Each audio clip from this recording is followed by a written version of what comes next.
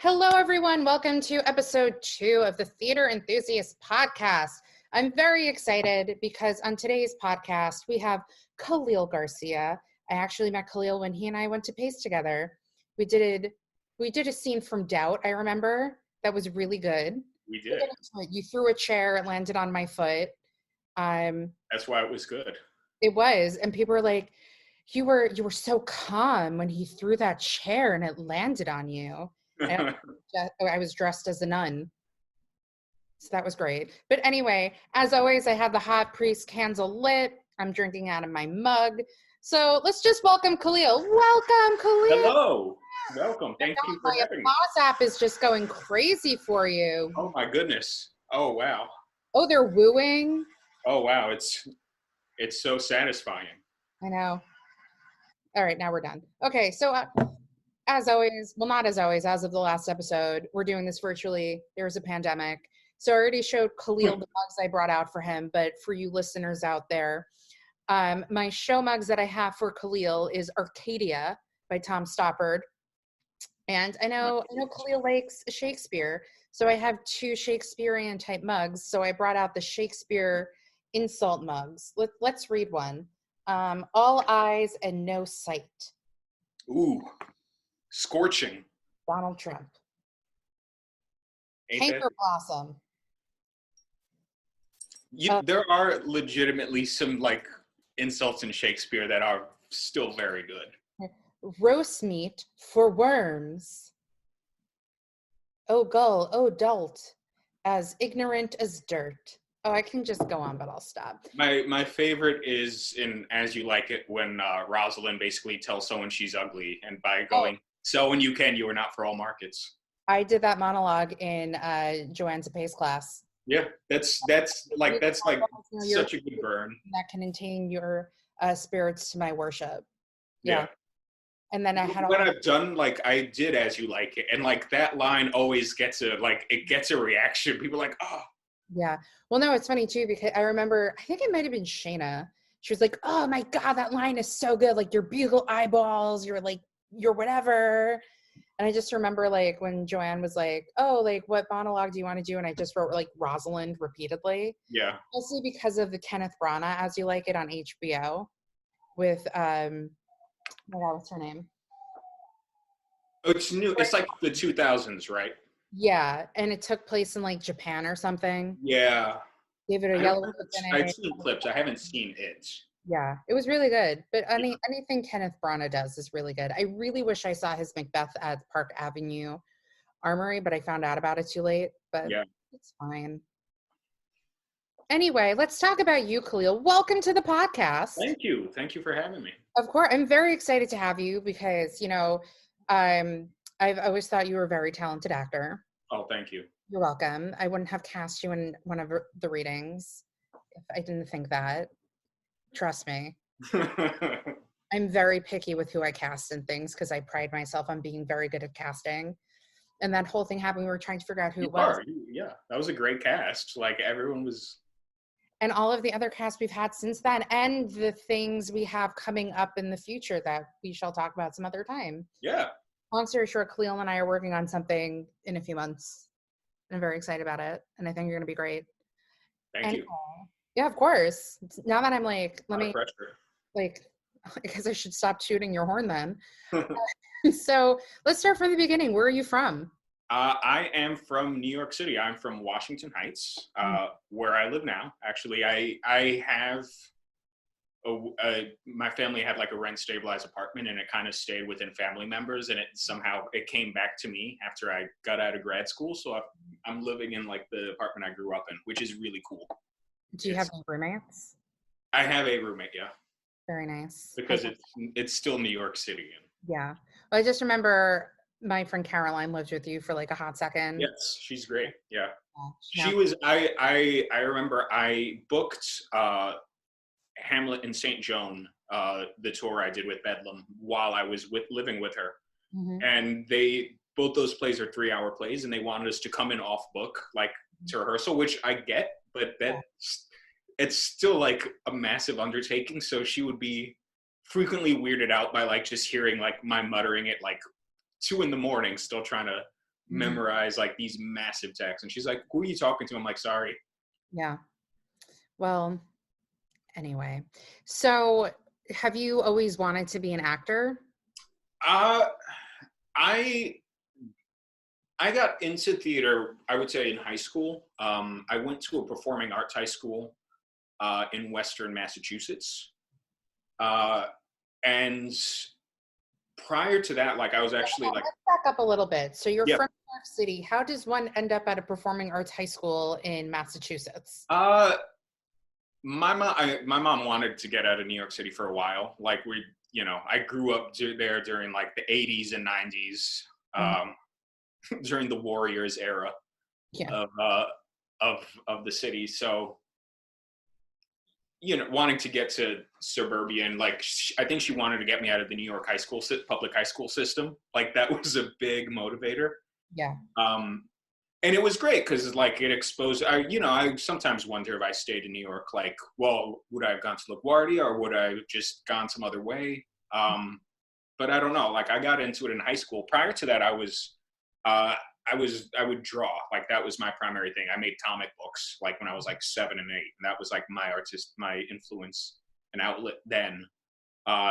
So like I had a very introverted childhood, and then I kind of went to high school and went this like, I think it's a very different path. Yeah. A very more extroverted way. Yeah. So did you audition for this performing high school, or like how did that come about? Were you like at some point in middle school you're like, I want to be a performer, and then you just you know what? I have kind of the opposite of a lot of people's stories in that my mom kind of made me go to this high school, because I went to the public high schools in the city we were in, and they were kind of not great. They were kind of very rural. Yeah. I feel like I always mispronounce that word, by the way. I always had the word delicious weird, so I understand that. Yeah. And it was, I had really bad experiences. I think a lot of it was just like, I wasn't liked at that school. Like I had teachers, I never had English teachers who failed me. I was always like considered this like writing prodigy. And that was the first time I was getting F's in English.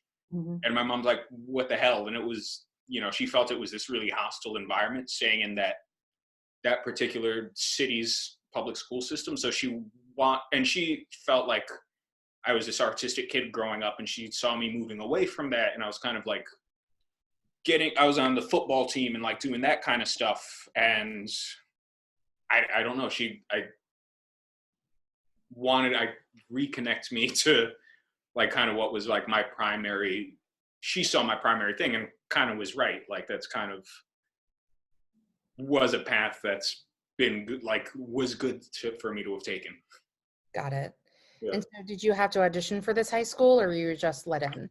We had to. At the time, I wasn't even an actor. So we just had like to perform or to do, like some people did music. I actually, since drawing was my thing, and at the time I was really into like historical fiction.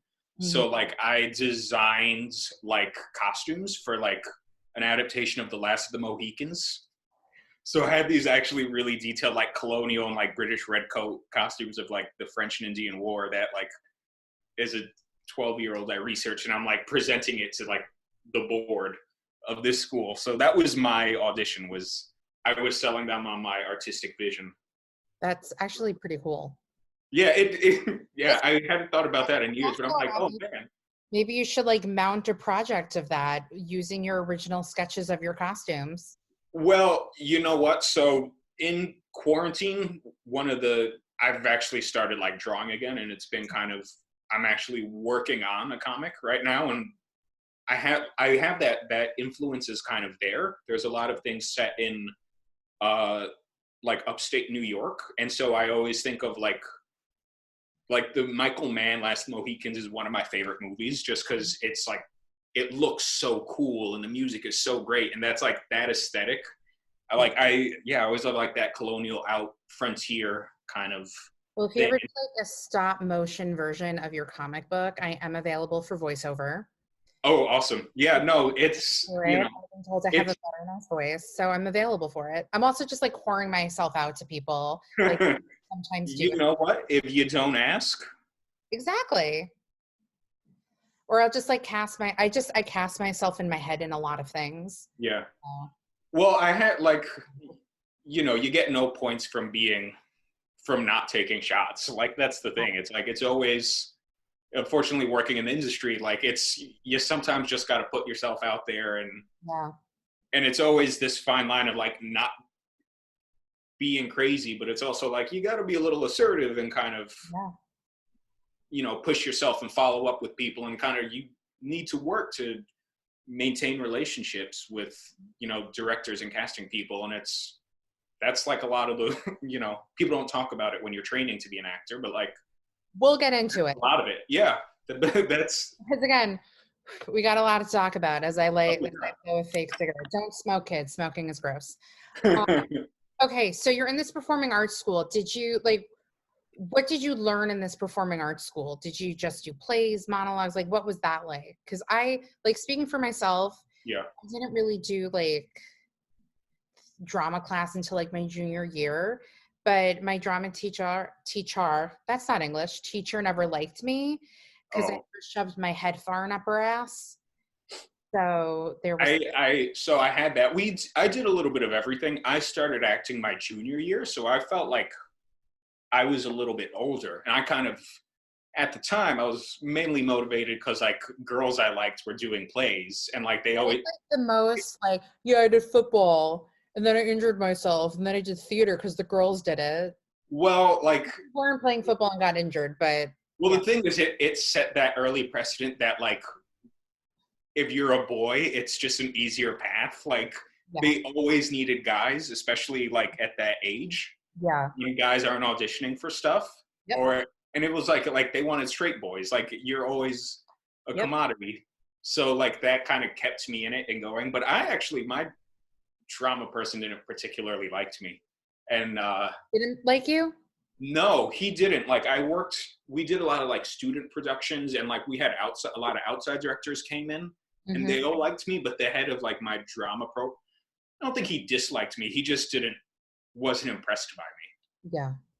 And like that always gave me like a chip, because the spring of my senior year, I was like, he cast me as chorus, and I'm like, fuck that, I'm out. Yeah. And I didn't show up as protest. I didn't even make any of the musicals in high school, and I'm still bitter about it, even though my mom's like, you need to get over it. But I'm allowed to be mad.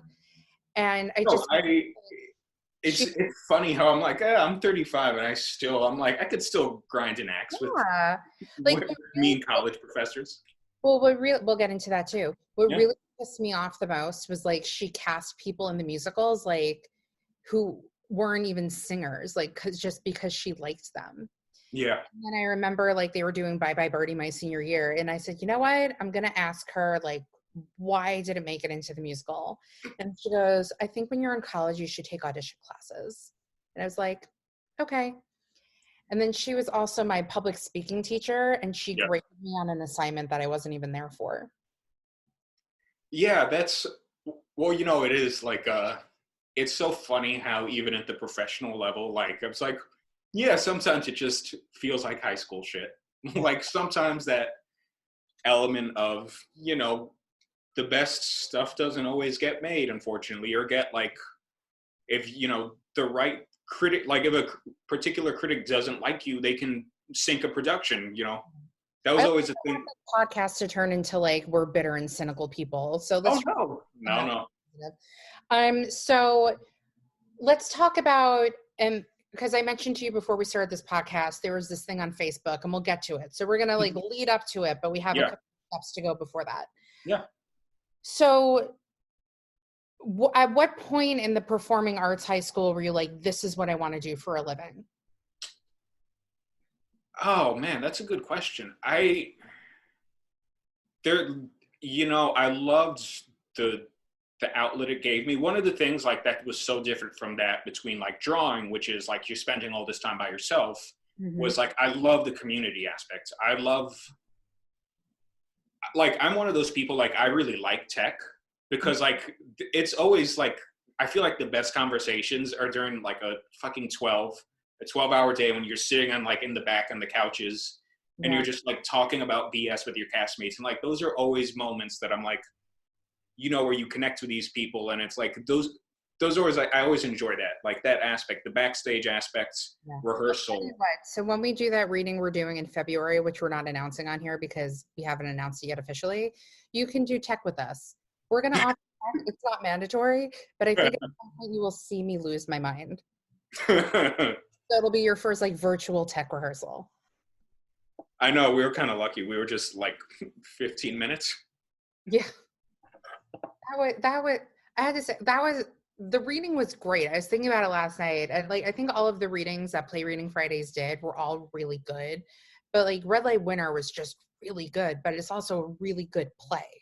Yeah, I always think that's always the thing, is like when you do good work by good people, you always have that moment you're like, oh, I don't have to do anything at all. I kind of just need to ride the wave that they set up for me so well. Like that play does that. Yeah. Really, and the audience is with you too. It's not like, and that's just a function of the writing. So it's like Adam Rapp makes it so easy for the actors in that show. And what like an interesting, like I was texting with Janine after because she wanted me to like send her some screenshots of like the Q reading. Yeah. And I was like, sorry it's taking so long. I'm just listening to Adam Rapp because like, holy moly, he was like, so I literally could sit there and just like listen to him for hours talk. He writes dialogue so well, and it's one of the things is like you get lost in these conversations, and then like you realize like just the way, especially the way he writes like male friendships is so accurate, and you're kind of there, and then like the actual like politics and the power play and the competitiveness and the rivalry that's all built in there. It's like you're like, oh yeah, there was a lot to that conversation, and like I'm just listening to like these two friends like ribbing each other. Like on the surface level, it's so fun and engaging to listen to. Mm-hmm. And then it's always a thing like that you go back to when you mull over in your mind. Yeah. So always a mark of a good writer. Yeah. I'm curious, what are your thoughts on LaBute?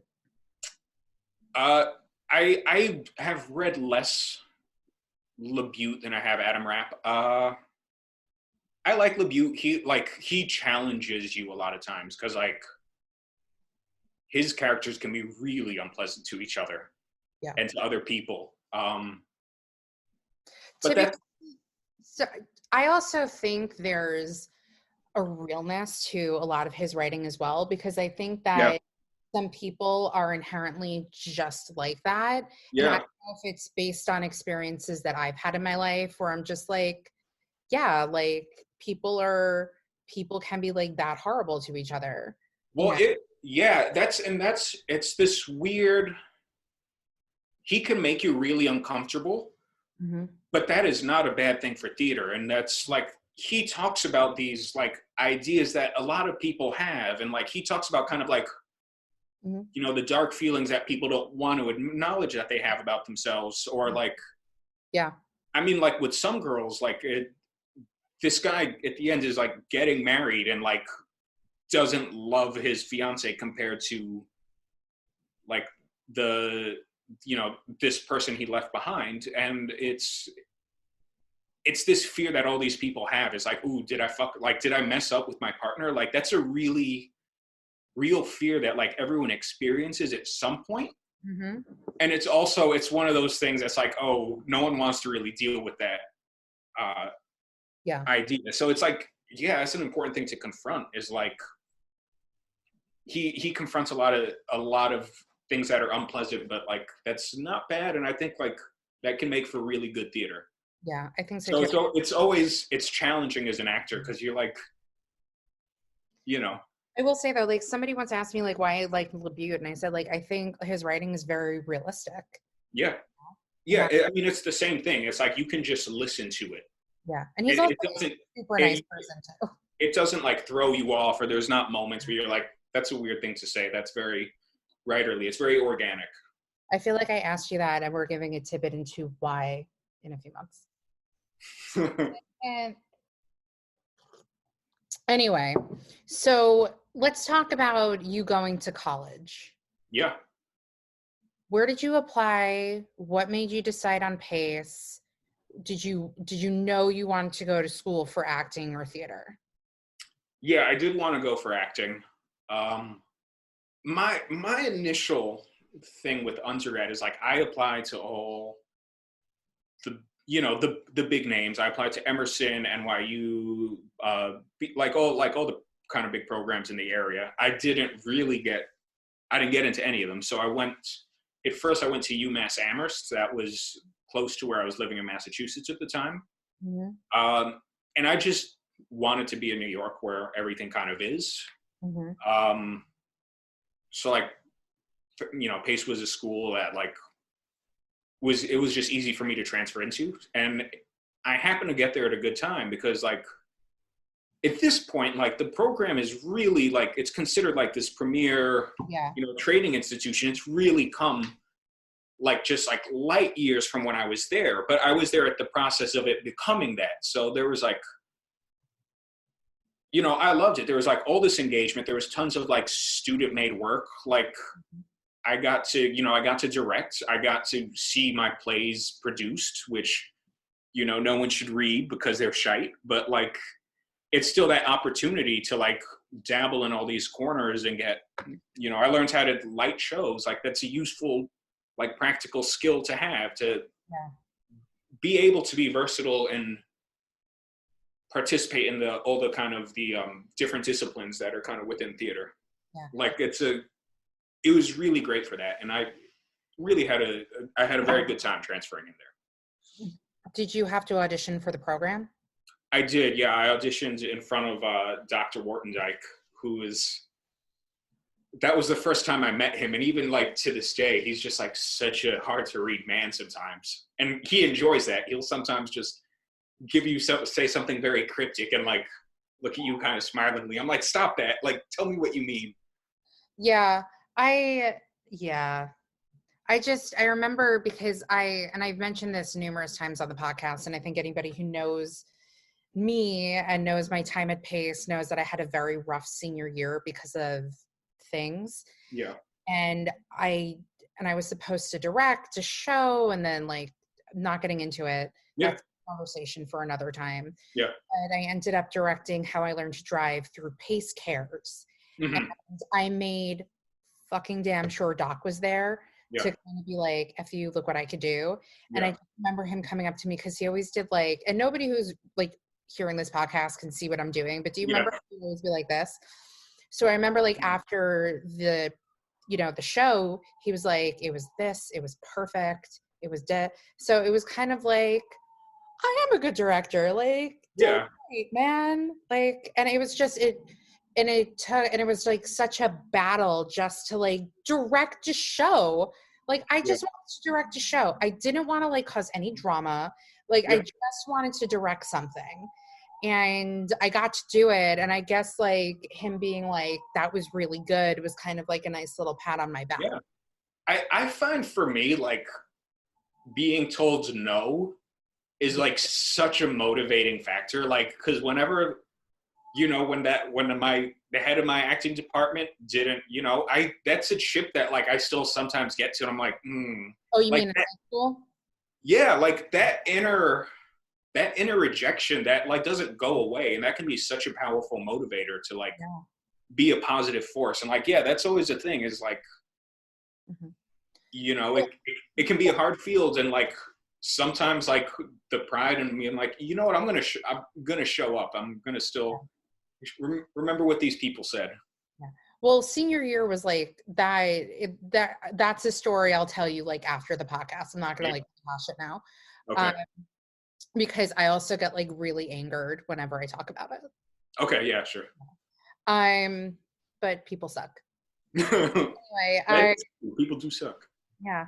Do you remember what you auditioned with? Oh.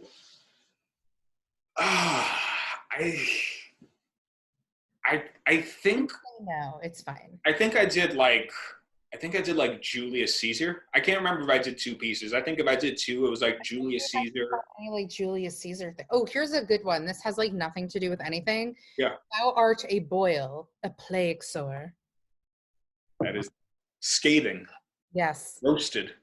Yeah. Sorely. Yeah, I think I did that, and I did, and like something from The Seagull, like something Constantine. Yeah. Being angsty in The Seagull. Yeah. So what would you say for you was the best and worst experiences at Pace? Oh, wow. And Um, I want to preface this, and I have to preface this every time I ask this question. yeah. This is your own personal experience. This has Mhm. nothing to do with the program, what it was, what the program is now. It's just your Oh, own yeah, yeah, yeah, yeah. personal thing. Yeah. I, I mean, other than meeting me, of course, I don't want to waste time with things everyone knows are true already. oh, I mean, come on. Um, best, I really loved, what stands out to me was, when I did Angeli Vashi's production of Alice in Wonderland, and I wasn't even like a particularly big part Mhm. of that, but that was such a fun rehearsal process. That was such a fun room. It was like this great group of people, and we were we were all contributing. Even if you were in the ensemble, you were on stage the whole time, and you're constantly part of the process of like helping like build the world around. And it was really fun. It's really engaging. She was a great director, really great teacher. This is what this is what I remember about Alice in Wonderland. Yeah, I actually was like one of the I think I was like probably like the main prop person of the show. yeah, Like your freshman year, you have to work like one production yeah. show. Right, And right, right. like put me on props. So I didn't have to do costumes or anything. But Vashi had these 3 long pieces of fabric Yeah, spread across the entire Schimmel stage, yeah. 2 different color blues. When those pieces came off, I was rolling every one of them up. Oh no. So it took me We're each like 30 feet long. up until like almost intermission. And then Yeah. I also had to like set a prop on stage. And I don't remember who said something to me, but somebody's like, you shouldn't walk across the stage. And I was like, I have to set a prop on stage. But I just remember Alice being super fun, even like working Yeah. backstage. Like I even made like a Trannies of Wonderland Facebook group. Oh, I kind of remember Like that. Yeah. Ashley Platts was like, make the group. And then I also remember when I was backstage, that's when I found out that I was having a brother and like I was having a brother and sister. So Oh, like okay. like they were pregnant. Yeah. So that was fun. But I just like when everyone's like Alice in Wonderland, I'm like, yeah, it was great, but guess who had to fold up those waves? Yeah. Oh no, I always, that's one of the things I think about was like when she falls into Wonderlands, like everyone was like folding these canvas sheets, and it's like creating this. Yeah. It was so visually cool. It was like this dream, like.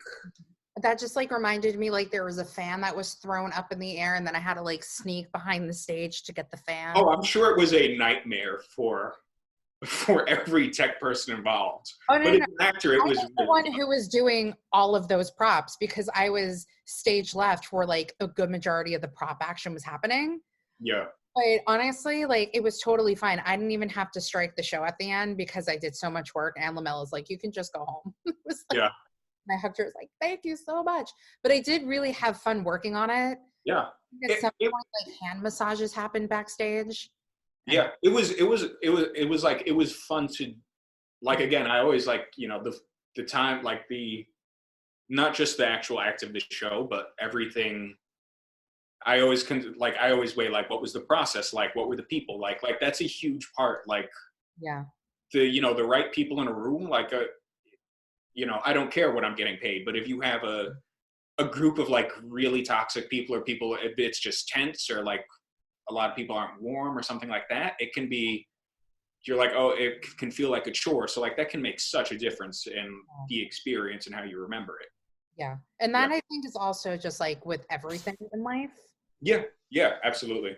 Life Sometimes like there's always that question of like, would you rather work with someone who's like a genius, brilliantly talented, but they're just completely erratic and a nightmare to work with? Or would you rather work with someone who's like very good, but they're great? Like you love this person and they're like a B plus A minus. Like sometimes they're great, sometimes they're okay. And I'm like, I'd rather work with the people that are pleasant. I'm like, Kahlil, I that's don't need to like deal with erratic. I joke. Right. So other than Alice, was there anything else that really like stuck out at you? I remember that. I remember seeing like I liked a lot of just like the work I was seeing. Like it was just like everyone.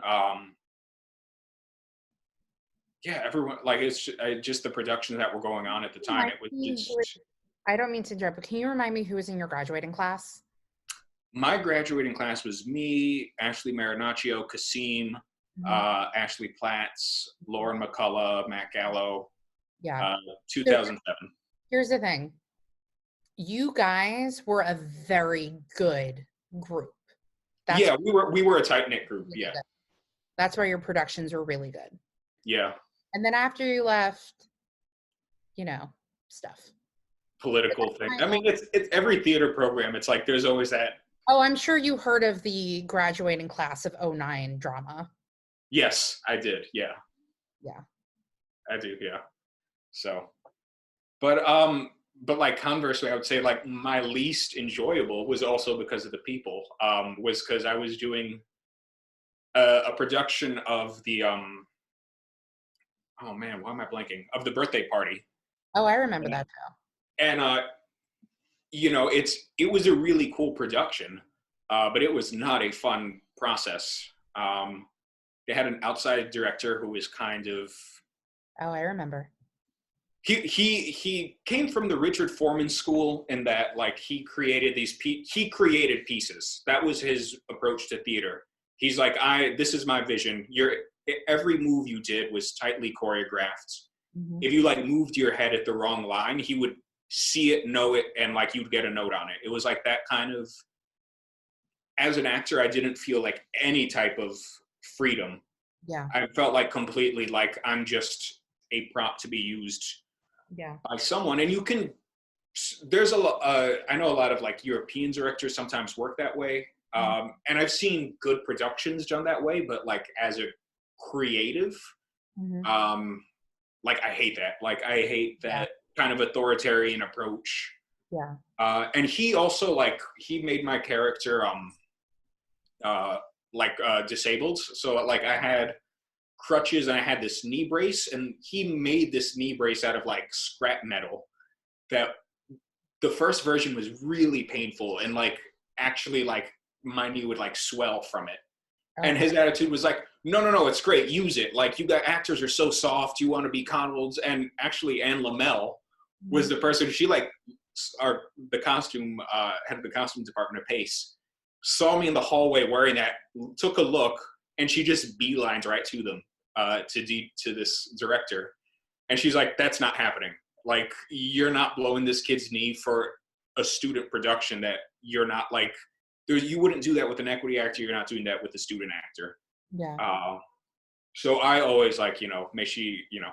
I always think about that with her. She was like, even when you have these environments where like, not always great people work in the theater, and there can be some like really crazy personalities Mhm. uh, that work there, but there's also always people that really are like give you that sense of community. And like, I was 23, I probably wasn't comfortable, standing up for myself in that environment at the time. Yeah. And like, it's good to know that, those people exist, those Yeah. actual mentors who like, I wasn't a costume person, Yeah. I wasn't her concern, but like she was still like, no, he's still my student. I'm looking out for him. I You know, always I always said with Anne, like you knew she liked you if she gave you a really good costume. yeah, So for like Trojan women, I had like the best costume because she literally just gave me like a tunic. And like everybody else had like all of these like layers. And my costume was like, whoop, yeah, I'm good. yeah, She also liked me too because I mean, there was one time I asked for something and she was like, "Ugh, what?" I was like, "I'm sorry," but I did wigs with her, so mhm, I would be the one who steamed the wigs because, like, who else is gonna want to like sit there for hours just like yeah, with the steamer steaming the yeah, wigs? yeah, yeah. I had no problem doing it. I would literally sit there with the play and read it, and for some reason, I was like the fastest at ever doing like steaming of wigs. And I Oh, remember, like I steamed a wig, and then I like went over to where she was. I think like at Schimmel or whatever, and she goes, "You're done." I was like, "Yeah, all you have to do." Like the trick was to put the steamer at the bottom of the wig because all of the steam would go up and get all of the curls. Oh So yeah.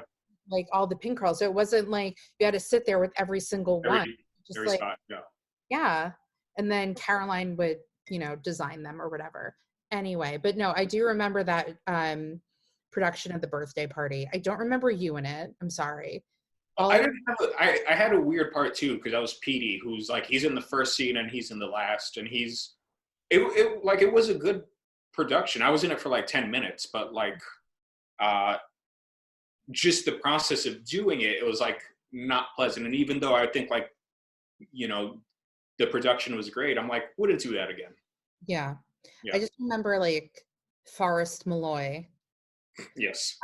He was in it and he was like talking to the audience and there was like this thing in front of this, I don't remember, but that's what I remember. But I've always told people like my two favorite scenes I ever worked on in college was freshman year. I did a scene from Proof, and it's when you and I did Doubt.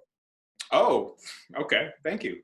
You're welcome. And I just and I feel like I tell you the story every time I see you, but I just remember it was for Vashi's, what was it? Speech and movement and speech. Yeah. Voice movement. And then we had to do a scene based on a painting, or we had to like incorporate the painting somehow. And then we were meeting in the library and you just show up with this huge Shakespeare textbook. And I was, no. We're having it. I was like, I don't know Shakespeare that well. And so we ended on Proof. And it just like, and I think it just worked beautifully too because of how we incorporated the painting. Because I think the guy begging an angel. Mm-hmm. And then like, again, the infamous throw the chair at me and everyone's like, you were so calm. But you didn't like mean to throw the chair and have it land on my foot. I think you had to throw the chair, but then it landed on my foot. It doesn't matter. Yeah, I certainly wasn't aiming at you. I think it was a thing where it's like, it was fine. But look, you get that adrenaline and you just. Look, in the moment, it was great. And I'm happy that I had like a scene partner who was like willing to do it. Cause I remember I had another scene partner in that class and we did the fight scene in Dinner with Friends between Beth and Tom, where at the end they like kiss and then they like end up having sex. And the actor refused to kiss me at the end of the scene. And I was like, that's the whole point of the scene. Yeah. He refused to do it. And I also had to spit in his face and he's like, don't spit in my face. And I said, I won't, I promise. And then when the scene happened, I actually spit in his face. But I think it just happened because I was in the moment. But also it could have been subconscious because he was like ruining the end of the scene because he like. Yeah. I mean, you would be justified in spitting. I actually really liked that class because like she had that, she did viewpoints and like, but like that incorporation, like I love going to the Met is one of my favorite places. So like, I kind of use that a lot of times. Like if you're like, when you think about a character, like she always encouraged us, she's like, use references from wherever. She's like, yeah, stare at people on the street, but like, why can't you use a reference of like, a painting you saw? Like if that strikes you at that time, like use it, see if it works. And like, it really opens up, opens up your idea of like how you approach, the different ways you can kind of dig into a particular character. For me, I always feel like however somebody wants to go about a character, that's their way. I mean, I like people are like, I studied this type of acting. I studied this. I'm like, I'm just gonna like read my lines and like pretend I'm this person. Yeah, even after like going to grad school and training, it's like you get to this place where it's like you realize like all the people that are really good, like they don't have a dogmatic view. They just like, they're like, I do whatever kind of works. Like a lot of people are like, it's constantly figuring it out. And like, yeah, they have kind of like different approaches or different things you can pick out of your toolbook for like help you figure out a certain scene. But it's like, there's no rules. There's no set way to figure it out. I always view it as like, when you're doing a part, it's like a puzzle. It's like an escape the room. It's like, who is this guy? Yeah. Like what is like him at like his core, like what is the main thing driving this guy? And there's like, that's what excites me, when you get a really good part in like that process and that kind of that figuring that out, that detective game. Yeah. So do you remember what you did for your senior showcase? I did Red Light Winter actually. Oh, did you? With Ashley Platts. I did the scene. I would not, if I did my showcase again, I would not do the scene. I did the scene at the end where Davis and Christina have Bumpity bumpity. Yeah, and that's a scene that's like when we did it. That's the scene that's still hard for me because it's like it's so brutal and it's so in the context of the play. Like it is devastating. Yeah. And it's probably not great for a showcase because like you're like, hey, hire me, I'm a piece of shit. like Oh, you always want to be a little more upbeat. did you do the end of the first act or the end of the second act? The end of the second act. Oh, okay. I didn't know that. Yeah. You did that for showcase. Yeah. Full circle moment. It was a full circle moment, and the thing. It's like it is a funny scene. Like it was, for Davis, he has like some great one-liners in there, but like, yeah. Now I'm like, I probably would maybe not do that for showcase. Maybe not have that be what you put out. Yeah, I did a scene from Reasons to Be Pretty. Okay, yeah. Where Steph and Greg meet at the restaurant. Mm-hmm. I had a really bad scene partner because nobody wanted to do a scene with me. That was the whole drama. So I just was left with a horrible scene partner, and it just wasn't like. Ugh. Anyway, but I know it's so. Sometimes it's kind of sad that's how so many training programs, like that's the final note is like showcase, and like showcase is such when we had our grad school showcase, it was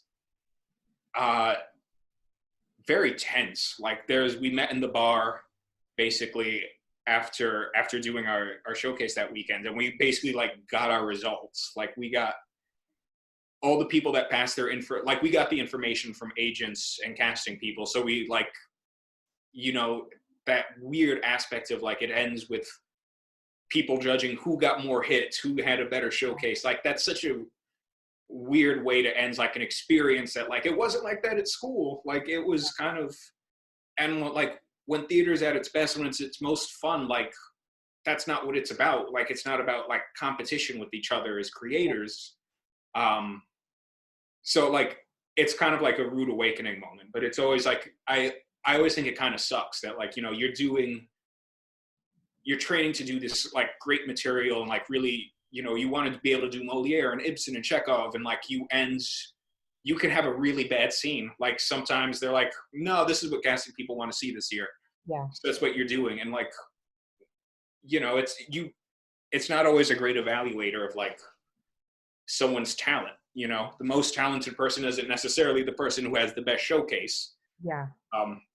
Happens all the time, and it's just like kind of, it's the reality, but it's, yeah. Oh God, I feel like we're so like with some stuff, but so after Pachem, after Pace, what did you decide to go to graduate school? Did you try and work a little bit and then go? I worked for a little bit. I did some productions in New York. One of the things that got me to wanting to go was I read Robert Brustein's Letters to a Young Actor. Mm-hmm. And one of the things that he talked about that like really struck me at the time was the repertory model, and like the idea of like a resident company of actors. And that was kind of like what college more or less was. It's just this small circle of people that like work with each other, and like this is our daily lives. Mm-hmm. So that definitely appealed to me. The going to grad school, working with a rep company, getting to get equity credits, be an equity member when you leave, and the aspect of training. Like it's the idea of like doing focused training on this thing that you really like for 3 years. I like that. I find that appealing. Mm-hmm. So it was all those things that kind of like I did the circuit. Erda's was like the I don't know if they still have them. I think they do. But you go into like I think it was at New World Stages. You go into the auditorium and you just perform your 2 pieces. You have 5 minutes. They have a timer, and it's just this. It's like performing in front of an audience, but it's all a school's casting people. And then you come back at noon. It's similar to Showcase. You get like who wants to meet with you. Mm-hmm. And like that afternoon, you're going to different hotel rooms in this building, just like having these 15-minute sessions with like head of programs and trying to get like a feel what the experience is there and what's, it was an interesting experience. It was cool. It was exciting at the time. Mm-hmm. So where did you end up going to graduate school? I ended up going to the University of North Carolina at Chapel Hill, which it had a lot of things I liked. It's associated with a rep company, with Playmakers Rep. Mm-hmm. And they use their students in their company. And as a grad student, I was in a lot of shows, and at the end, you get your equity card. Mm-hmm. So I got that. I liked the apprenticeship model. I found that like a good way to get into the professional world, like an appealing way. Mm-hmm. And yeah, I got that there, like for sure. So once graduate school is over, did you get an agent, or was it just like, all right, back to the world? I did. I got an agent out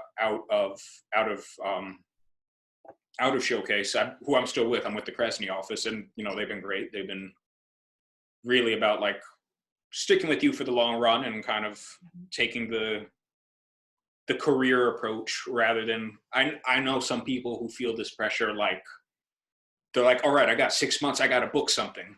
Yeah. Or like I'm going to get dropped. And like, I never felt that. I always felt like, they get me into the rooms. They have an understanding that there's dry years, there's good years, and there's dry years. Yeah. And it's like, I've definitely like had like a 6 month period where like I would get all callbacks and booked none of them. Yeah. And it's like one of those things, like, it's funny working in the business. Like, that's actually good. If you're getting called back every time, it means like you're doing great. Yeah. It's just like the die didn't come up for you that time. Yeah. But it's the type of agency that kind of like rides that thing out and kind of sees like longer term. They're thinking in the long term, which was always appealing to me with an agent relationship, because like I'm like, I don't just send me to the auditions and I'll go. Let's keep it simple. Like they've had that approch. So I just remember when you like appeared on the newsroom and like everyone on Facebook was like freaking out. They're like, yeah, that was on the newsroom. That was one of my first. It was an interesting thing too, because the newsroom was all cast out of LA. Yeah. And they shot it in LA, but it's set in New York. So what they did is they did all their exteriors over a 2-week period. Like, so they just say like, so they're just shooting all these scenes out of sequence. Mm-hmm. And I guess the character that I was doing, he's in 2 scenes, and they shot his interiors, but that actor wasn't able to go to New York. I think he was like getting married. So they had to recast someone who looked close enough. Like basically like they needed like a 5'10" brown guy to fit into the costume. Yeah. So that was how I got it. Was like, I was just replacing this guy, and people were like, did you get fired? Because like, I'm in the first scene, and then in the second scene, it's another actor. So people were like, yo, did you get like Aunt Viv in The Fresh Prince? Did they like just axe you? I'm like, no. Yeah. I replaced him. I just remember I was like so excited. I'm like, oh my God, it's cool. Because whenever there's like somebody on like TV or someone I know that I like. And I love it. Yeah. And they appear on something, I just got like super excited. I was like, oh my God, it's this person. And I always enjoy, like, going to grad school, great thing about it is a lot of times you get to meet really cool professional people. So like we had like a week-long seminar with John Carroll Lynch, and I've been watching like Big Sky, and he's like one of the main characters on it. And like I see him all the time and stuff. Like he's in the trial of the Chicago 7. I'm like, look at John Carroll Lynch being one of the Chicago 7. Like I know that guy. They'll have me like, yo, what it's always like it's always this delightful thing. But I remember when I went, they called me. It was a night shoot, so I was called at like 11 p.m. Mm-hmm. And like so, like they bring me to do a read through, and like the first person I meet was Aaron Sorkin, who I didn't recognize at first because like no one really thinks of what Aaron Sorkin looks like. So just like, oh hey, I'm Aaron. I'm like, oh hey, Aaron. And I had that moment. I'm like, oh yeah, oh shit. Yeah. So it was like him, Jeff Daniels, and Terry Crews. I was like, I was very intimidated coming into that circle, but it's how cool is that? Like, yeah, that was like right after, that was like 6 months after grad school. Or no, that was maybe a year after grad school. Yeah. Like how many years ago did you graduate grad school? 2011. So almost a decade. You have the thing on Facebook where they show your like old photos, and I'm like, So I'm like, look at these babies. You know, I like appeared on I think it was like yesterday. It was like um my senior year after when you would always go to TJ's for like the holiday like That's event. my favorite. Yeah. Yeah, and that was our senior year my senior year popped up and I was like, "Oh my God, babies." And then there's a photo of like me and Coco Marshall. Yeah. And I'm like, "Oh, I'm working with her on something soon." So I just thought that was really funny. Yeah. So I love the theater bar, the college theater bar. it's not a theater bar anymore. It's like I always felt so bad for like, cause it's funny. It was like it's like an old man bar in like Queens, and yeah, but randomly after a show, it'll be filled with like these musical theater kids, and like you could tell all the regulars are just like, who the fuck? I'm watching the Mets game. yeah. I Like, remember I went there once with someone. I think it was before David's get together. yeah, And I was like sitting there with I think that might have been like Julie Robles. I don't remember. But like there was this girl there and it turns out like it's not the theater bar anymore. oh wow. Yeah. Well, those they're so spoiled. They have their own building now. Yeah. I know. It's like Pace wasn't what it was when, and it's Oh funny. Like, no, I went to I Pace, feel like the old that was man. before Pace was like a thing. I'm like, I remember when I was auditioning in hallways Yeah. and drinking out of an old man bar. I think I was talking to Carrie about this on my first podcast. And she's like, "Oh, I probably wouldn't get into the program now." I was like, "I wouldn't either." Like I became a BFA because I had no idea what I was doing in college. I still don't with my life. No, no one did. I remember like I was a BA, but I was taking all of the classes that all of my friends were who were BFAs. And do you remember Grant Ketchuk? Gretchik, yeah. Thank you. I can never pronounce his last name. Like I had just done the food chain, which Yeah. I don't know if I think that was after you left. I saw it actually. Yeah, I know. It was You're brilliant. right. Yeah, I saw it. Thank you. You can tell me I was brilliant. It's fine because I was. Um, and I remember like meeting with him to figure out like my next semester of classes. And he says to me, he's like, "You're only a BA." And I was like, "Yeah." He's like, "Why don't you just become a BFA? You're taking all the BFA classes and we'll use your food chain performance as your audition to the program." Yeah.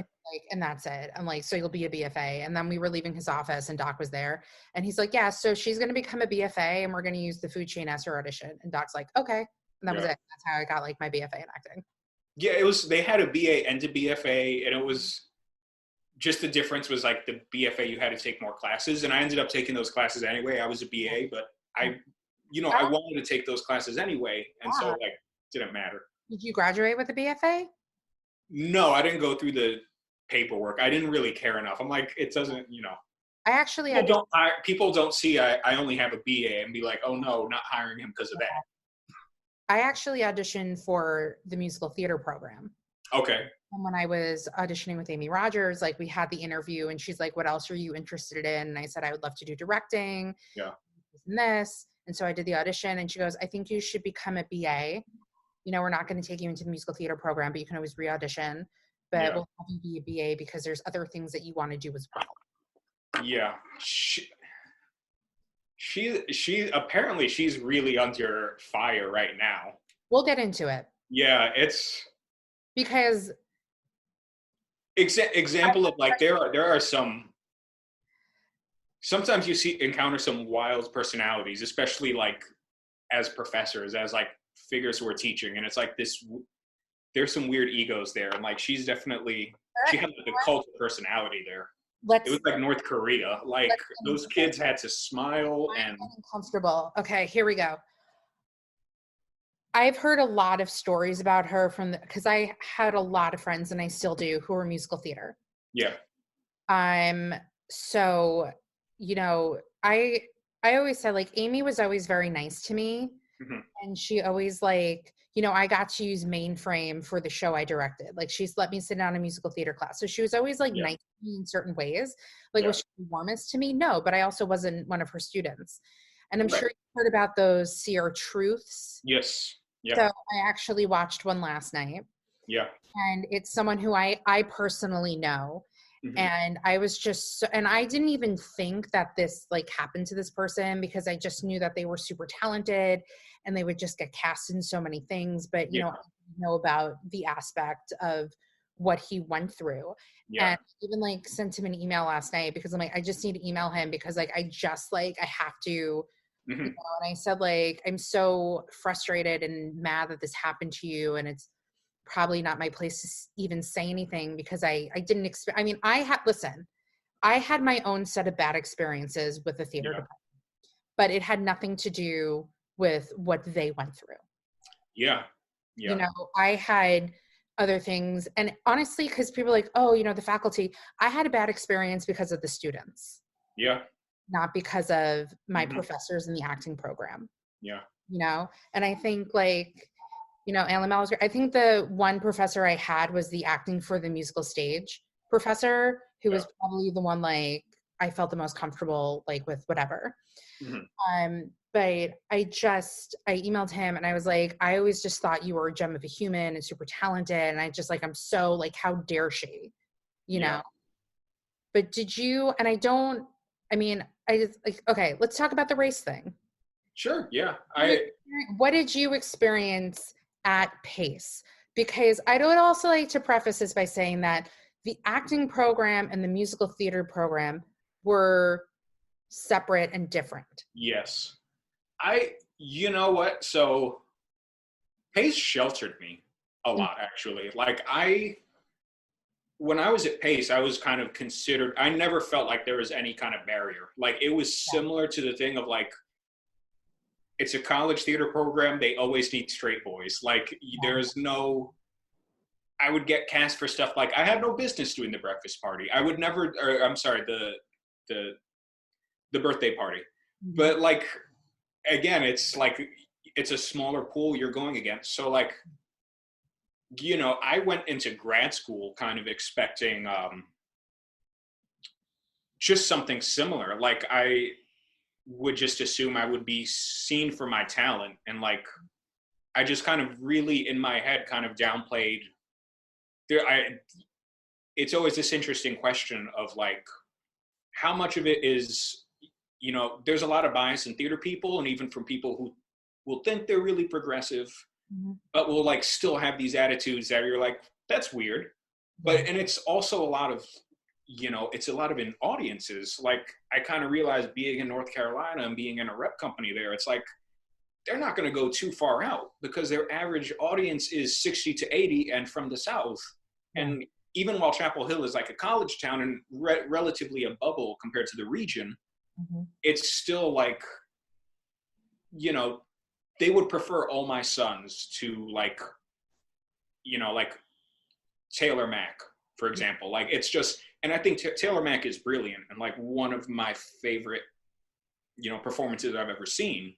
But it's just a matter of like, they were just, there was like certain lines. I remember seeing, they did Angels in America and like, I don't think of that show as like risky as it used to be, but like in that audience, like they were just, a lot of people were not cool with just like, you know, the portrayal of gay men, just like that. And I'm like, you know, in the mid 2000s, like you're hearing that. So that audience, you know, it is, that attitude exists in America. And so I, you know, one of my favorite experiences, I think in recent memory is Slave Play, which I think is, it is so upsetting and it is so uncomfortable. And like, I think that's the reason why like it's so good, because it's like similar to Neil LaBute, like it's dealing with real unpleasantness. And it's, the way it was set up, there's like, I remember there's mirrors and like the house lights never totally go down. Like you don't get the luxury of the fourth wall. And and there's, you know, a video of this woman like yelling at the playwright, like on Twitter, that was going around to the talkback. It was like, and it affected a lot of people. There's a lot of uncomfortable people in that audience, which to me just only goes to show it's like these systems exist, they're in place. And it's a thing people were talking a lot about, you know, especially during the summer when you have all these racial justice protests. And there was a lot of things, specifically one of the things I remember is like a Google Doc went out that just listed, it started as who made a Black Lives Matter statement and who didn't. And Yeah. it's, which to me isn't even, you had major businesses making Black Lives Matter statements. Like, it's not even a super leftist idea, and yet so many theaters didn't. Yeah. And it's like, I know a lot of people who work at these institutions, and I know like that's not their own personal brands and their view of politics, but it's kind of, they know where they are, and they're kind of hamstrung by that a little bit. So it's like, you know, it's reflective of where we are in America. Like, there is a lot of, you know, structures that have been in place for a long time, and it's, you know, it's changing. I think it changes with our generation. Like, it's a lot of it to me is a generational shift in generational attitudes.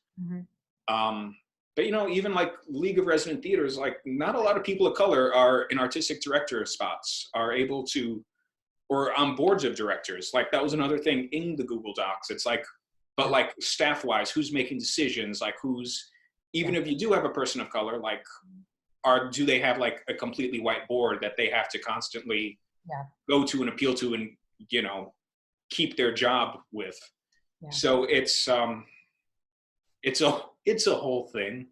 Yeah, I mean, I feel like I don't want to get too much into it, but I feel like I have to in this conversation. So with Reading Fridays, you know, there were some people who said things to us like, oh, well, why aren't you casting this and why aren't you casting that? And I was just getting so frustrated because people don't really know what happens behind the scenes. Yeah. And, you know, we tried very hard for certain shows to cast people of color. Yeah. And, you know, there was one particular show, we literally tried like 7 different male actors of color, and they weren't available. And then it was coming down to the wire. So we ended up casting. And it's just, for me, like, I try very hard to be very considerate of all that. And, you know, there was another actor who reached out to me and they're like, are you going to cast like a BIPOC person as one of the leads and all this? And I said, we're going to try very hard to do what we need to do. And, you know, sometimes it just doesn't work out the way we initially wanted to. And it's also, you know, we're doing a virtual reading. We're just trying to raise money for charity, but we also are trying very hard and have tried very hard to cast as many. I mean, sometimes it's just one person. And, you know, that's, to me, I feel like there always needs to be more, but sometimes like that's just what happens. Yeah, no, that's a very real thing. And like, it's always, I had like a professor who used the term like color smart casting. And like, there's certain shows where like you don't notice like a biracial ensemble, but there's other, you know, something that's like, this is why to me, a lot of it goes to like, you know, it starts at the top. It's like, well, what shows are we doing? Like, if you do All My Sons, like, it's a period piece, it's a family, like, you can't get away with a lot, like, without it being weird. It's set in 1948. Like, it's, you know, so we did a play. We did a reading of a play, and my co-producer at the time was like, we should cast, you know, a person of color in this part. And I actually fought against it because I said, I don't think that's appropriate because of what happens to the character at the end of the play. And so we ended up not going in that direction, because when I said that to him, he was like, oh, you're right. You know, we're also talking about doing another play at the end of January with a new company that we're not producers on at all. I'm just a director in resident. Like, I have nothing to do with producing. But one of the and I'll tell you what it is later, so you'll understand what I'm saying. So something happens, and I said, I'm really worried about casting a certain type for the thing because of what happens in the show. So that's kind of like another conversation to have, and figuring out the casting with everything. But, you know, we've even talked to, like, when Play Reading Fridays were a thing, we wanted to do so many different things and like bring on guest directors and all this. Because, like, even though I'm directing everything, if we're going to do like Top Dog, Underdog, I will not be directing that. Nor do I have any right to direct that. We're going to like find a director of color to direct it. It's always this balancing act. I was thinking of, I had a friend who she got her master's in costume design. I won't name the university, but she designed like two characters from As You Like It, and she happened to make the two people black in her center in what she designed, and it happened to be simply because like it made the colors look best. Like it was kind of the actual reality of drawing and color theory. Like it looks better. And she told me she had this professor who was immediately like, well, why are they black?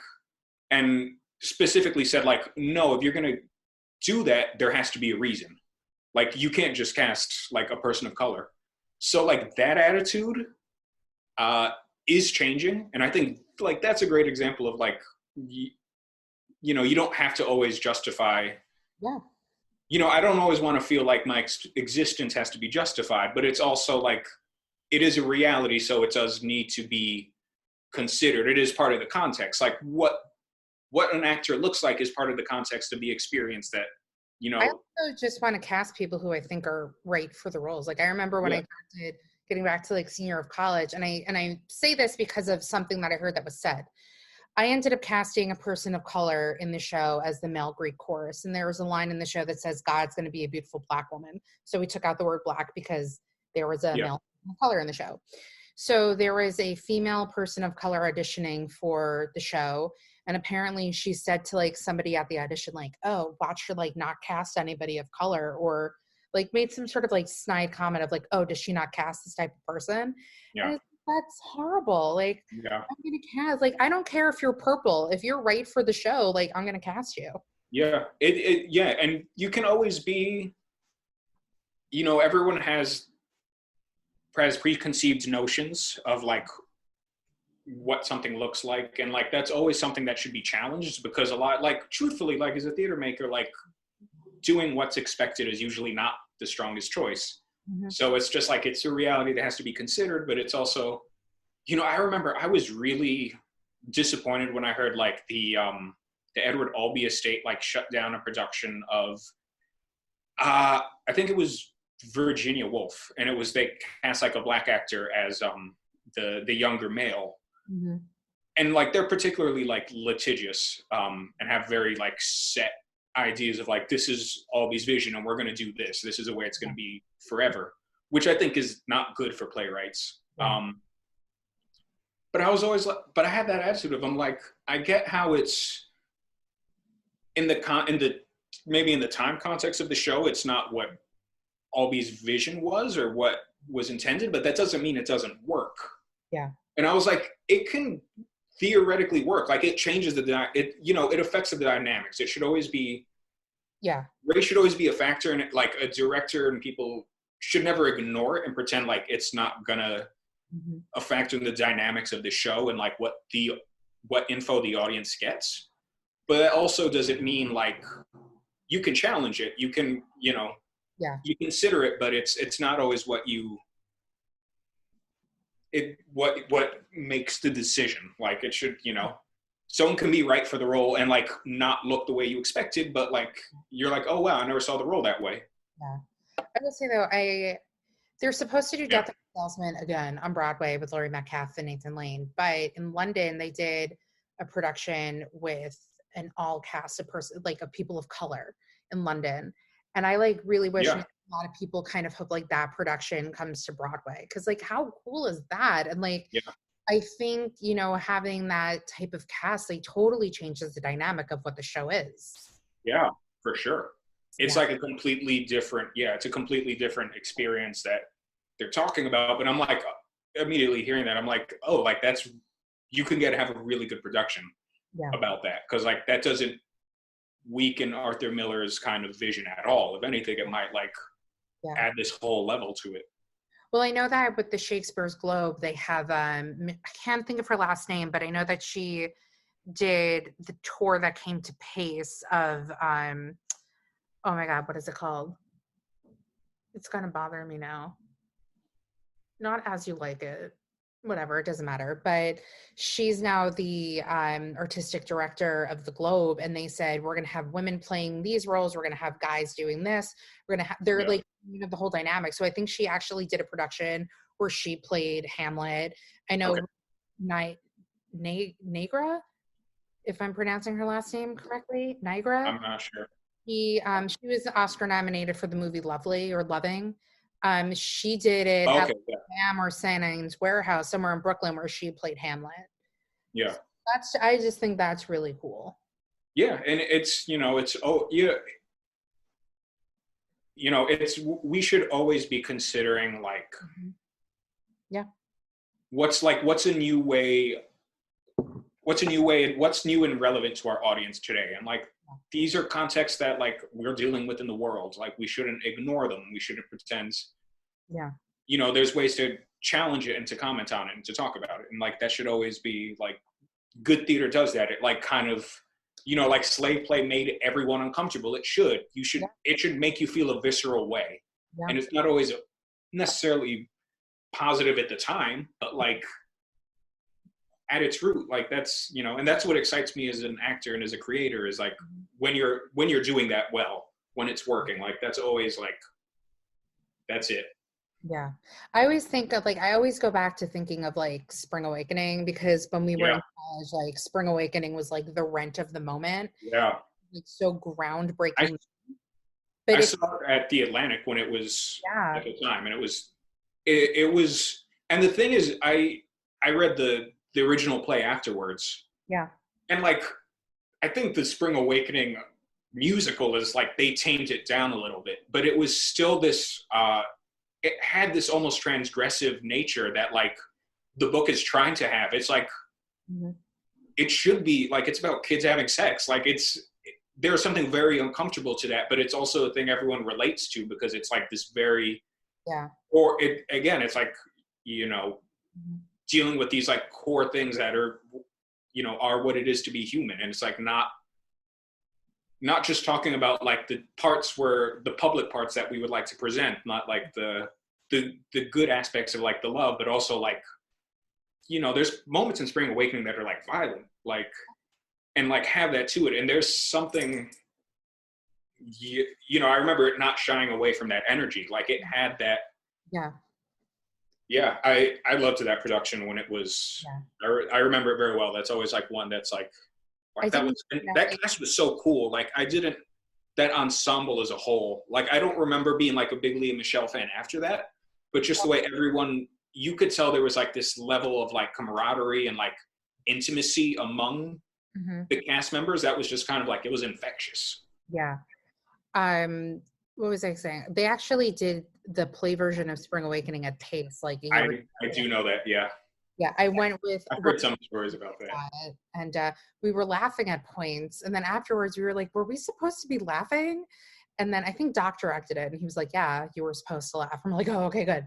But the reason I mentioned Spring Awakening is because, like, if Spring Awakening came out now, like, it wouldn't be what it was when it first came out. Yeah. You know, and it's just. I feel like slave play is like a thing now, and there's always like the new generation of something. So it was like the Rent people, and then it was Spring Awakening, and then it was like kind of Next to Normal, and now it's like Dear Evan Hansen. Yeah. So like what's like musical thing. Okay, so now that we've just like chatted. Well, I spent a lot of time, you know, obviously it's quarantine, and you're thinking like, what's gonna happen to the theater, because obviously there's like everything is going to be different. And like I think one of the good things that can come out is like we can change a lot of things that weren't working with the way, there's a lot of things in the American theater model that just don't work and that we've needed to change for a while. And like one of them is like opening the idea of like what a play is and like what we view as theater. And like Spring Awakening like was one of that for you. Like it was almost like a rock concert, like basically. And it's like you're blending those worlds, and it's like, well, that's actually a good thing. Like it's, you know, it changes people's idea. It gets different people seeing it. It's not just, you know, older patrons. It's like we need to start engaging people who are like 30 to 50, people that are in our generation.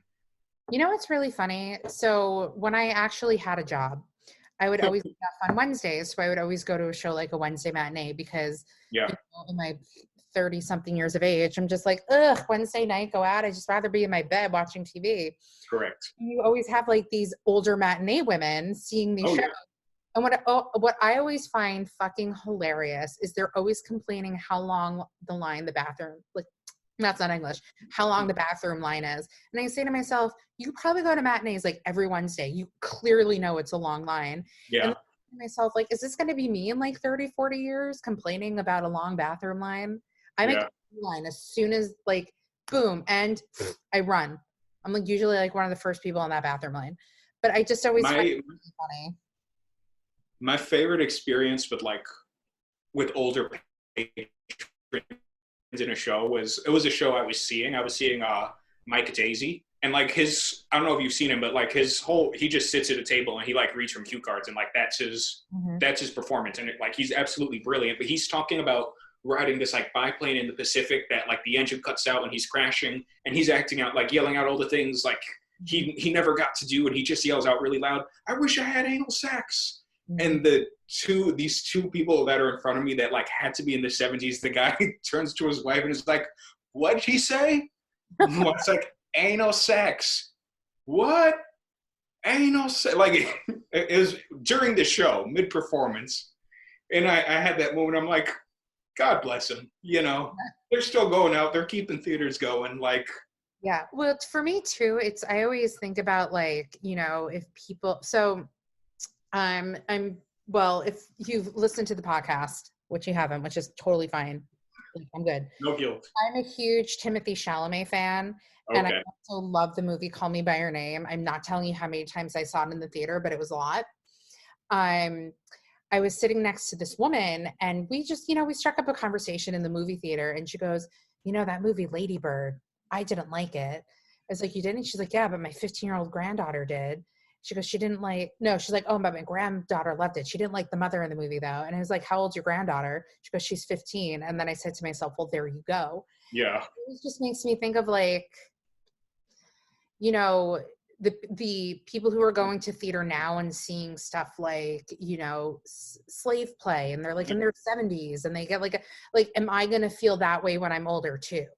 I sometimes think about that. When I did see shows when theater was when shows were a thing. Yeah. But like I that's always such a like some of the experiences I remember like that always like I remember about plays is like it's not just the performance I remember. Like I'll remember like the people I was with going to see that, and then like when we're talking about the show after, or like when we're on the train and we're finally like those are great, and like those discussions, like I'm sure slave play brought about many like discussions that were like uncomfortable for people, but I'm like, that's what it should do. Like that's what we can do. That like like if you watch Netflix, it's a very solitary thing. Even if you're watching with someone, you're like just each watching and like you're very passive. But with theater, like it can engage you in a way. Like it can really like it can shake you to the point that like you need to walk out. Like if you don't like a Netflix thing, you very likely stick with it till at least the end of the episode because you're just like, well, I don't do that, but I do remember seeing The Homecoming on Broadway. Mm-hmm. Somebody I was friends with in college, but that's a story for another time. And there was a certain person who was sitting behind us who we went to college with, who nobody really liked. So I think you know who that is. Okay. They fell asleep during the show, and then they woke up and they watched a few minutes and was like, what the F is this? And then they walked out. Yeah. It's always the thing that's great about it is the same thing that can be frustrating, which is that like it's an exchange. It's not like when you're watching Netflix, like there's no exchange, like there's no one on the other end. It's a static thing that I'm just receiving. Yeah. But with plays, like it's the actors and the audience. Like at its root, like if you want to put on a play, all you need are actors and an audience. That's it. Yeah. Like, and it will be a play. Mm-hmm. And it's like, the audience can suck. There are bad audiences. There are audiences that I'm like, do you want to be here? I'm not a member of a bad audience because I do enjoy a show and I'm respectful, but I have been in audiences where the audiences have sucked. Oh yeah, and like I always love, like I always have like my plants. Like I've got just friends who I'm like, he's got the goofiest laugh, and like I'll hear that in the darkness and it will soothe me. Like I'm like, I'm gonna have him come to the matinee because I need him to liven up the otherwise like dead matinee. Yeah. No, I just remember somebody we went to college with, Ryan Makeley. Yeah. He had, it probably still does, I haven't spoken to the guy in years, a very distinctive laugh. Oh yeah. Oh yeah. When we were doing the food. I'm hearing it now. It's like. Yeah. When we were doing the food chain, because like, you know, Arno was in this fat suit and nobody knew that he was going to appear in this fat suit. And just, it was also a very funny play. So great reveal, yeah. Just like hear in the darkness, Ryan Makeley's laugh throughout the entire performance. And it was like a very nice, like, oh, people like us. Yeah, it's like I always say, it's like you have a responsibility as an audience. Like and like I think a lot of times like people are, you know, people who don't go see theater a lot, like they're kind of, that's like less foreign to them. So like a lot of people are just used to like not reacting or just kind of being protected by the fourth wall. And like, so it just reminded me of like a moment. I always like bring this moment up because I saw this show with one of my best friends, you know, Carrie Bond. Yeah. You know, she's one of my best friends, and the movie version of it just came out. So she and I went to see the musical The Prom. Okay. I don't know if you've seen it or know about it. I know about it. I haven't. I've read a little bit. Yeah. So something happens at the end of Act 1 that just enraged me so much. I refused to applaud, and I was sitting there. I'm like, nope, not going to applaud this. How dare they? I was so angry because it happened. So that was like I think one of my like biggest reactions to something in a while that I've seen. Yeah. Oh, I love it. Like I've come to like, I enjoy when you have student matinees because like when they're into it, man, they're great. Like it like turns into like, I remember doing Hamlet and we did like a student matinee in Boston, and like, you think it was like a Springer audience, like the way they were responding to like the fight at the end, but like, that's great. And like, that's such, like, that's an experience that like both the actors are having and like the audience is having. And it's like, you know, people have to be open to having that. Even you're going to see a show, but like you're participating, you're a part of this beast. Who did you play in Hamlet? I played, so we did a 4-person Hamlet. So everyone except for Hamlet was doing a lot of doubling and tripling. You were Rosencrantz and Guildenstern. I did neither of them. I did Horatio, Polonius, Laertes, the Player King.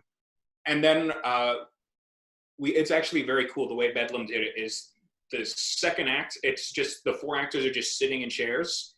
And there's a lot of like dialogue going on. So when 2 people are speaking to each other, they would pop up and adopt these characters, and like the other people would kind of pop down in between them and have this combo going on. And then when we would have fun with it and like have people like switch off. So like I would do Gertrude for like 3 seconds, and like I would adopt, you know, like Dria's mannerisms and like watch her and be like, okay, what does she do for her Gertrude? Okay, let me do that for like my line is Gertrude. Yeah. So that was like really fun. Like, so I did a bunch of it. I basically learned the entirety of Hamlet as a result. But yeah, that was great. Joanne Zapay would be proud. I know. Yeah, it was very not, they didn't do a lot of cuts. So it ran 3 hours, but it was still.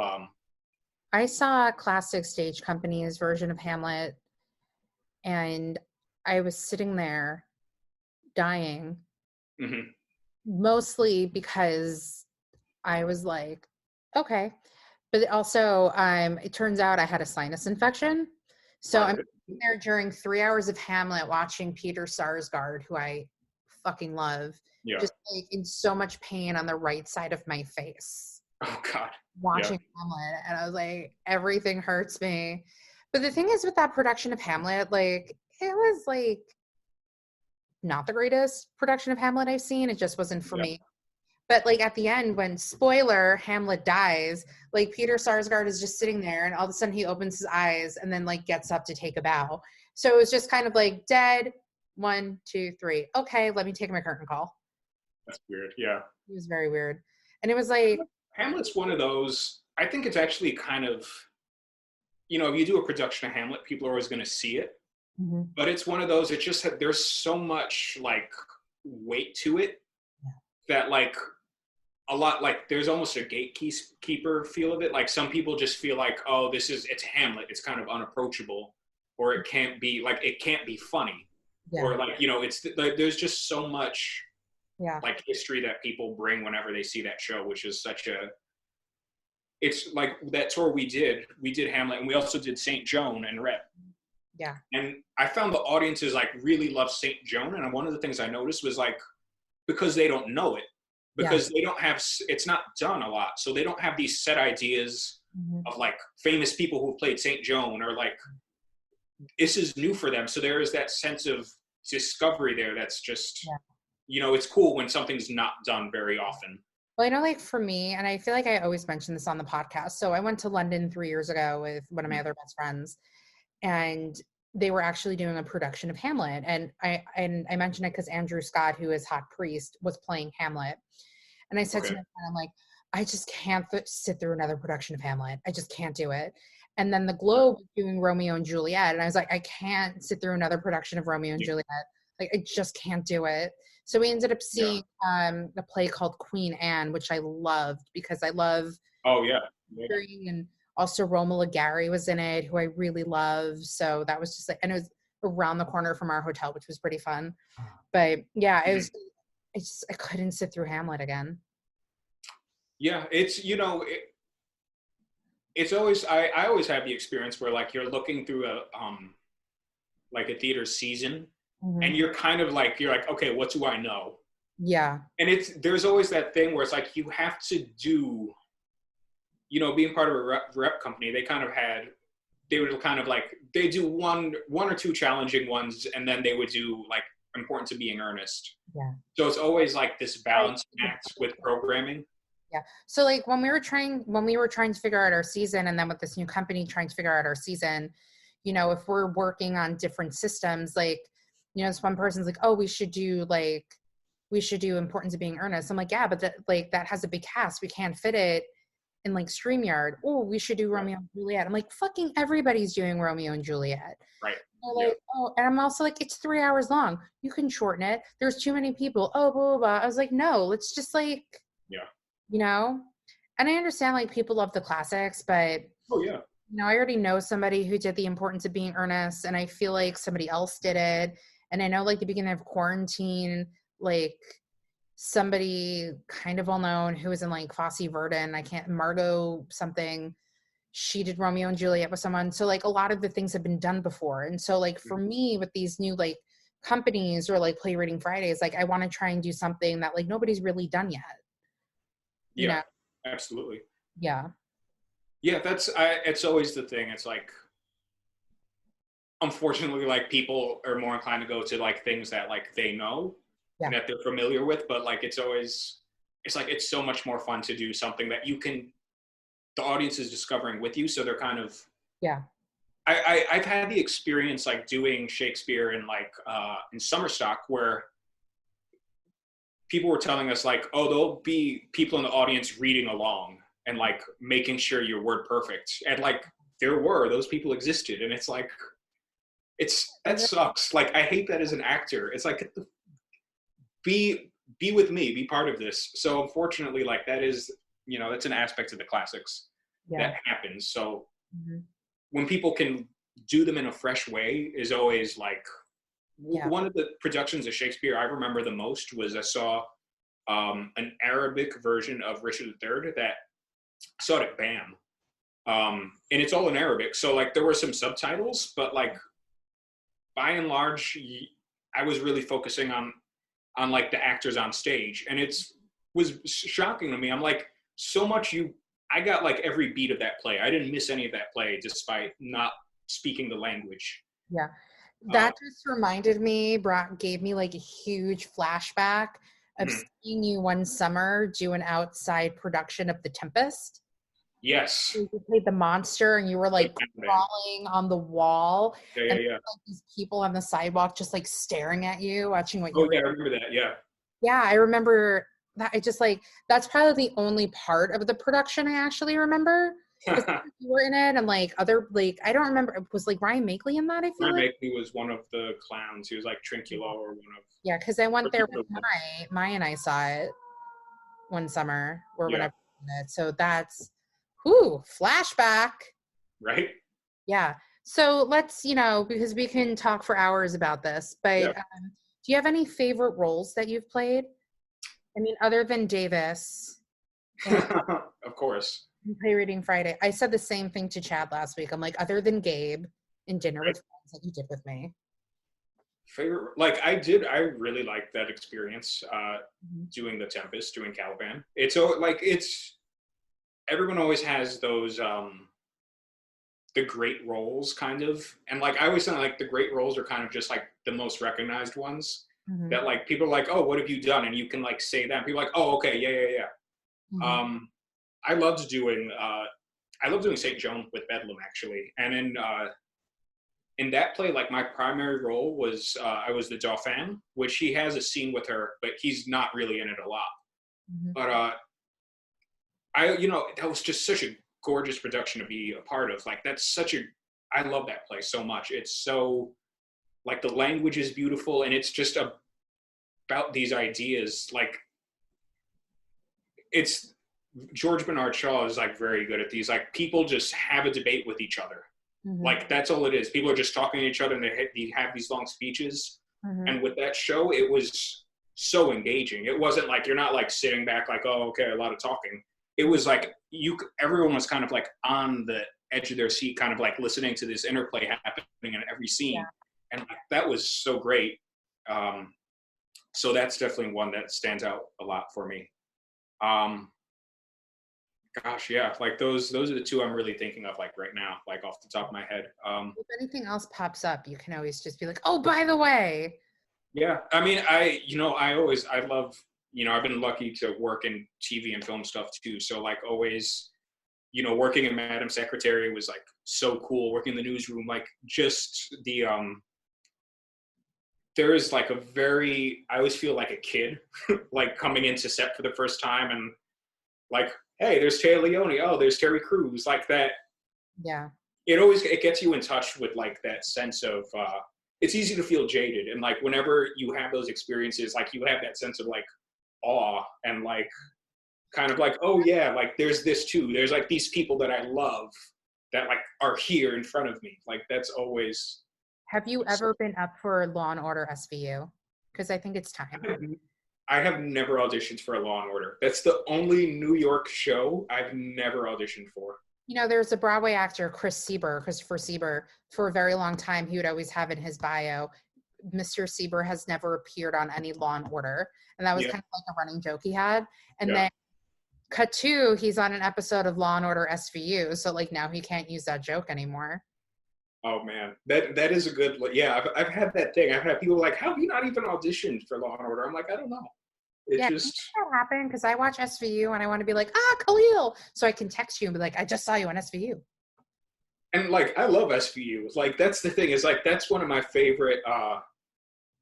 Like I watch it a lot because I'll have it on as the background when I'm doing other stuff. So when I'm drawing, because it's all dialogue, so I can listen to the episode kind of happen while I'm doing something else or cleaning the house. But like I end up seeing a lot of episodes that way.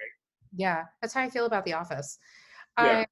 So before, I don't want to end the show on a womp womp, so we're going to take some questions for that. But let's, oh my God, I have so many text messages. I'm so popular. COD and alert. Trending on Twitter. Down. I don't have Twitter. So let's talk about this acting program post on Facebook that you commented on. Are you okay with that? Because we kind of touched on it, but we kind of didn't.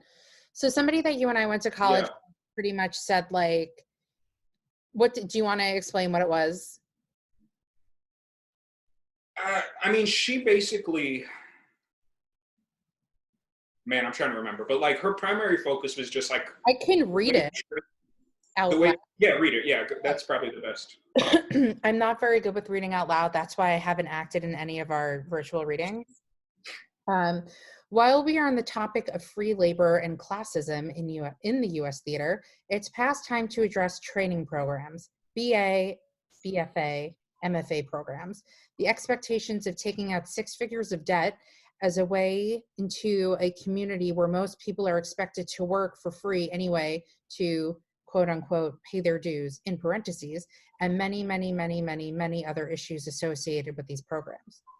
I've been teaching for 7 years, but the amount of potential voices / vision in theater that has been lost because of college debt is insurmountable. I would love nothing more than to create a quote unquote free university type program for young artists, not to inflict, that's English, that debt trauma onto the next generation. Yeah, that's, man, I mean, like, that's, like, the reality is, like, one of the things that can frustrate me is, like, there is kinds of almost a gatekeeper aspects that people have. And it's like, you have to have some kind of training to even get seen at first. If you're, like, young, if you're 23 in New York, it's really hard to get seen if you don't have these, like, shows on, if you don't have NYU on your resume, if you don't have Yale on your resume, those people just get seen more. They get in more rooms. They get more opportunities. And it's the same with graduate school. And, like, that was part of the reason I went, is because, like, I knew it would give weight to my resume in a way. And it's successful in the sense that, like, I'm seen for things that I wasn't seen 10 years ago for, and I'm sure that degree is part of it. But it's also the reality of, a lot of times, like, actors are just so underpaid. It can't be stressed, but, like, working in the theater, like, a lot of times costs you money. It's a lot of time, it's, and we don't do it for financial, obviously we don't get into it for the money, or we're really fools.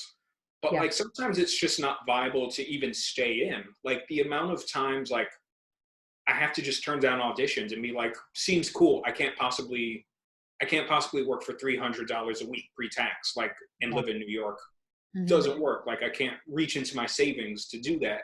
And that's a common ask that, kind of happens. And that gets magnified because all these programs require some degree of debt, require some degree of, either you're paying for tuition, or in grad school, they didn't want us to work, and we kind of weren't able to because of the schedule they had us on. So, people are taking out loans to pay their rent and to live. And it's really, it keeps a lot of really talented people and creators out. And that's part of why you see so much, one of the reasons you see so much, like, racial disparity, for example, is like, yeah, guess what? If you don't have some source of financial backing, it's hard to, one, pay, but two, like, make the math work of doing low paying jobs while paying off your student loans and paying for rent. And, I think one of the things that, we need to look at coming out of the pandemic is, like, actors kind of need to ask for, their fair share a little more than a lot of us have kind of gotten complacent. I know a lot of people my age who are in equity aren't super active and don't pay a lot of attention. And it's like, we need to, push we need to be engaged in that aspect, because, like, it affects so many things, and it's ultimately for our own, our own self-interest, like, making sure we're getting a fair share and making sure,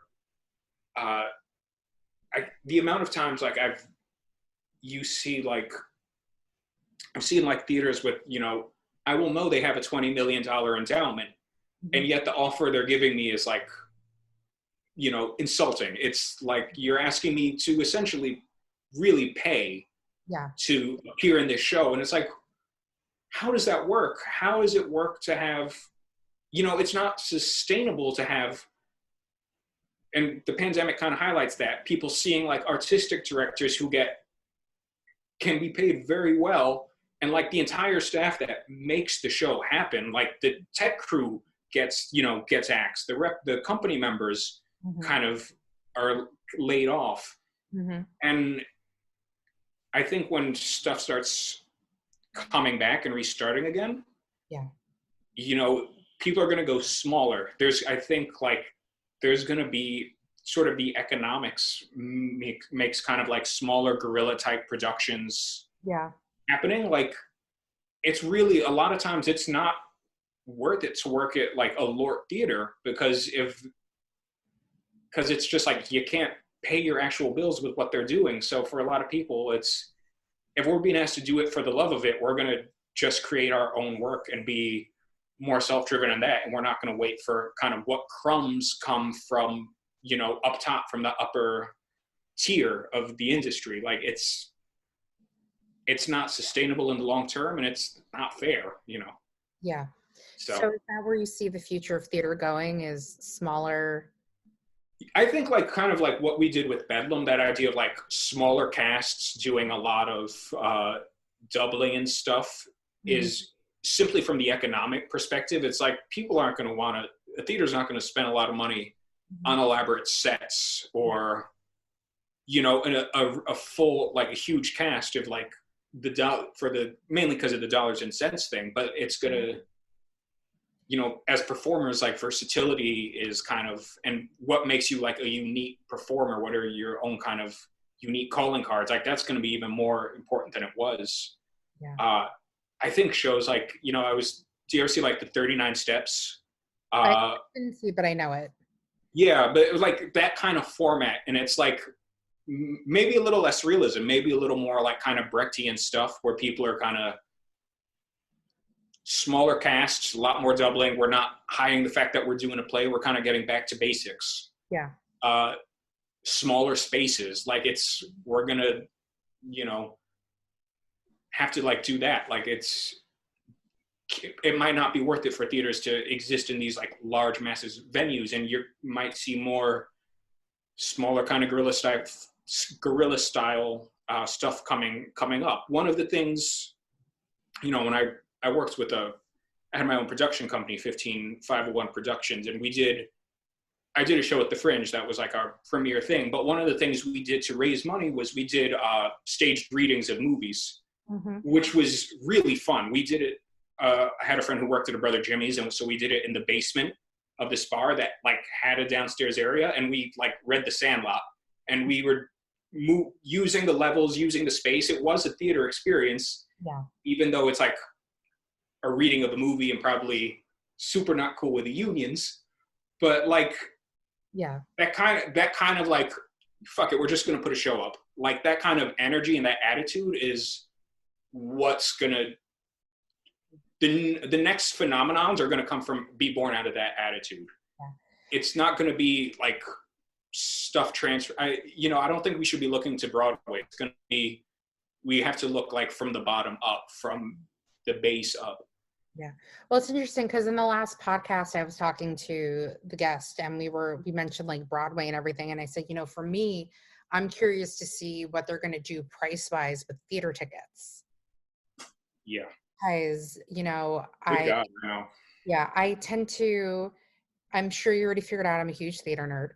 Yep. And it's funny because like I'll get like a bunch of tickets months before, and then it'll be like a 2-month period where I'm seeing like all of these shows at once, and everyone's like, "Oh my God, you're seeing all these shows." I'm like, "Yeah, because I got them months ago." But I also like try and get like cheap tickets. If like the last show I saw was The Girl from the North Country at the Belasco, and I bought like the cheapest ticket I could get, and it was like the last row of the balcony.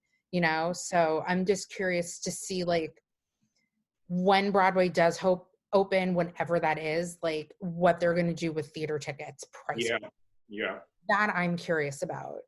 And like it's tough because like the reality is like they have to go down. Like when Mel Brooks made them go up to $100 a ticket for the producers, like that was not great long term for most audiences. But it was great for Mel Brooks and his producers. They made money, hands over fist. But like, unfortunately, like that model doesn't work, and we shouldn't be. That's why I'm saying like I think Broadway's going to take a hit, and I don't say that with any kind of relish. Like I love Broadway, but it's like their model has not been sustainable for so long, and like man, that is a huge aspect. It's like you're asking so much. Like you can't ask that much for tickets, and then be shocked that like nobody's buying we're them. not packed. Yeah. Or that when people want to spend that money, they're going to spend it on something that they know. Like they're going to, which is why we see so many like, you know, old ideas get reused and get adapted. Why 80s movies keep getting made into musicals, because people know them. Yeah. And I enjoyed Pretty Woman. It's my dirty pleasure musical. I've enjoyed, you know what? Like I enjoyed Legally Blonde, like Xanadu was fun. Like I really enjoyed some of those, but it's also like, it's fun for what it is, but it's like, I don't know, that should be where all our focus should be as an industry. It's like, it's fun to do those, but it's like, should that be what we're putting up? Like, is that the highest pinnacle of like what theater can be? Well, you know what's interesting is that Once is actually based on a movie. Yeah. I like Once a lot. Yeah, I mean, you can have certainly like great things come from that. But it's also, I always just, even now with TV and you see constant reboots, and I'm always like, make new stuff. Yeah. Like, I want new stuff to fall in love with. I have a really big thing about like, there's hardly anything, like, yes, The Prom is original, but it was inspired by an actual true story. Yeah. Like, you know, so to me, that's not like, that it's like 99.1% original, but it's that one thing like, oh, it's based off of a thing. Yeah. Dear Evan Hansen, from what, oh wait, no, I think Dear Evan Hansen's based on a book, isn't it? I don't know. There's like nothing original really on Broadway anymore. I know. But whatever, people love it, and you know, The Prom is delightful. So let's move on. Do you have any dream roles? You know, I have more. I just think of shows I would love to do. Like I want to do more Chekhov. Like I'd love to do the Cherry Orchard, and like in any capacity. I'm like, I just like love. I look towards me more now. Think more of like, I don't care about like credits. Like I want to like do these great pieces. Like, so I want to do that. I want to do like Bertolt Brecht. Like I think we might see more like Brecht productions be coming up, because he deals with class and a lot of these social issues in a way of things that we have now. And he happens to be really good. Like you have these like, Mother Courage is brilliant. Like Mother Courage is as good as any Shakespeare, is as good as Shaw, is as good as Moliere. Like it should be on that level. And we don't do it a lot. So I don't know a lot of like the classic plays, like, yeah. You know, but like, I just remember that Meryl Streep did a production of Mother Courage. Ooh, I saw it and it was like, so when I saw it, because obviously Shakespeare in the Park is outdoors, it started raining.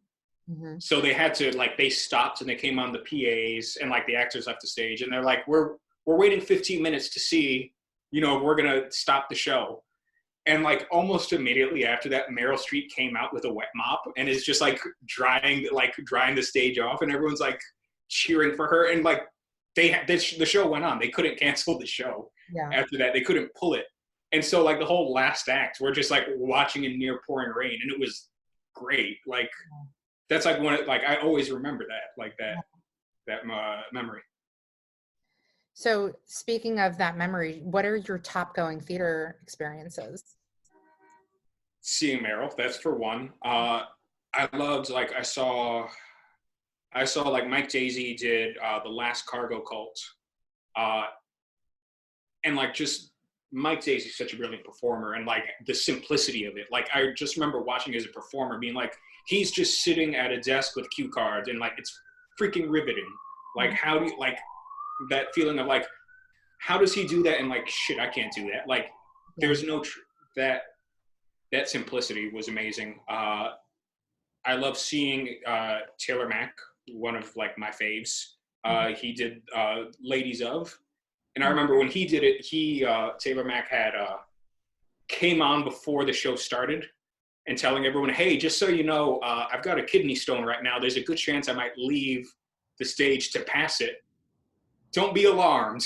And like started the show and didn't leave the stage to do like, that just like awed me kind of seeing, and like Taylor Mack is a brilliant performer. And like, that always reminded me of just like man, theater people can do like these ridiculous stories. Like there's so many professions where like people won't do that. They're not gonna, accountants don't work, you know, while they're passing kidney stones. A lawyer is not gonna present before trial, like going through that kind of thing. Yeah. And like a performer's like, yeah, of course. Mm-hmm. Like not even thinking of it and always being like, man, like theater people are freaking amazing. Like, yeah, are like capable of that stuff. What's that? Crazy, but amazing. Yeah. So yeah, think of that. I saw this group, Universes, which is they're like this ensemble that I think a lot of them started as they're part of the Nuyorican Poets Cafe, but there's a concert aspect too. They do a lot of like music and dance, and then like monologues in between that. And so like, you know, I saw their piece was so cool because it kind of blurs these lines. It has dance aspects. It has points where it's like a straight concert.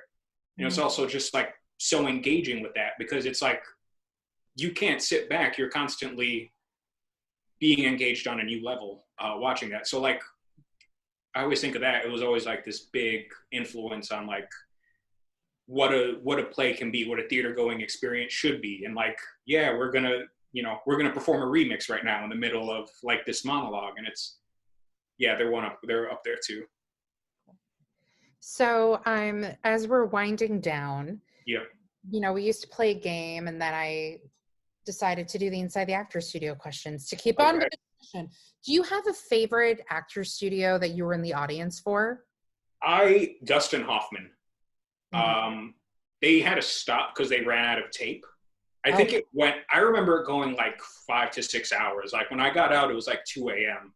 Oh, wow. But it was just, you know, a lot of times when people come on, you know, they're treating it like an interview. There's a sense of guardedness, and it's like, it's a Hollywood star. They're not going to go into it. But like with Dustin Hoffman, it was like complete vulnerability. He didn't shy away from anything. Like there was no sense of like bullshit or self-serving with him. And just like listening to that guy's stories for however long, it felt like nothing. And like, I remember James Lipton being like, we have to stop because we're out of tape. Yeah. I remember the first one they did at Pace was Al Pacino, and the whole process took like 6 hours because you had to wait, and then you went in, and then Al Pacino just wouldn't stop talking. Yeah. But, you know, and then I started to work at the theater. So I've been a part of many Inside the Actors Studio tapings.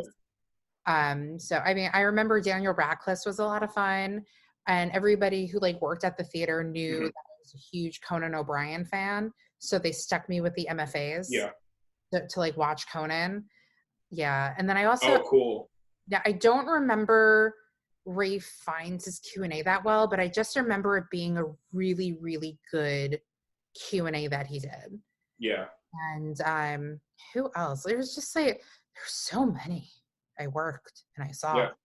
Yeah, like Amy Poehler was cool. I remember Al Pacino. Yeah, those were like, and it was cool. Like that was my first semester there. It was like, oh, if you want, there's tickets to see Al Pacino at Inside the Actors Studio. I'm like, oh, yeah. I remember Law and Order, how like Christopher Maloney was supposed to be there, but he had really bad food poisoning. So like he came out and then he left, and James Lipton turns to the audience and he's like, that man is a great man. He's sick, so he'll be coming in and out. And then like a stagehand came out and they're like, he's not coming back out. So they had to retape the opening with Apatha Murkinson and Chris Noth. Okay. They had to like retape the opening with like the two of them. Yeah. Oh, and Matt Damon, obviously, because I got to ask him a question. Oh, yeah, you asked him about Stuck on You. I did. That's actually one of my favorite. I always think of that. He tells that story about like Peter Farrelly being like, suck less. Yeah. And, like, that's his only number. The whole thing was like, I mean, granted, a lot of people who ask questions during that, you know, however long it was for that process of time or whatever, were like, you would see like, hey, I'm a marketing major at Pace.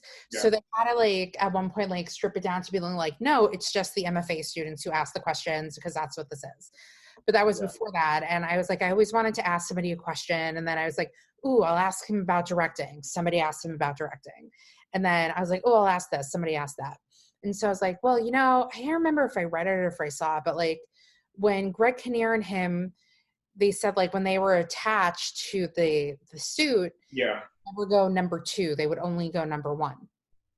And also like the Farrelly brothers, there was like controversy around the movie Shallow Hal. So it was kind of like a 2-part question. So I asked about what was it like working with the Farrelly brothers and to literally work so close with Greg Kinnear. And it was the last question of the night. And it was the silliest question of the night because all of the other questions were so serious. And there was, I guess, yeah, like the audience coordinator or like one of the producers. It made the show. Thank you. Yeah, it did make the show. Yeah, and then he just like looked directly at me. I used to have my own YouTube clip. It's not there anymore. But yeah. Anyway, so speaking of inside the actor's studio, let's do these questions. Okay. Are you ready? I am ready. All right. I'm fixing my mic. It's probably not even working. Wait. Can I run to the restroom? I know. Hold on. We're gonna pause, and we're back from your trip to the bathroom. All right, are you ready now? I am ready. Now I'm actually ready. You know what I just realized? I should maybe get like a stack of fake blue cards. I was expecting that. Yeah. And it makes me think of Will Ferrell as James Lipton now. Well, so what happened was I always try to play a game with the guest who I have on the podcast, and Tara Novi came on, and I just couldn't think of a game to play with her. So it's like, you know what? I'm going to do the inside the actor studio questions. Yeah. Shit you not, like a day or 2 later, James Lipton passed away. And then it's because he was so mad. He was so mad that you ripped off his idea. No, his wife loved me, by the way, Kedekai. She was always lovely. His book he wrote about like being on Inside the Actor Studio is like, I always enjoy reading. He has like such an interesting biography. And I'm like, lived a very interesting life. Yeah. It's like a fascinating guy to like read his story. I have a friend who's like that. She's like, oh yeah. So like when I traveled with Obama, I'm like, what the like? Yeah. You're a reporter. And I was like, you need to write a book. And she's only 30. I'm like, right. I am older than you and I've done nothing. Yeah. I like look at Cynthia Erivo, who's my age, and I just go, ugh, but it's fine. Yeah. Anyway, but the point is I decided since then to keep the tradition alive and just keep asking. Because who's listening to this anyway? Are you ready? So what is your favorite word?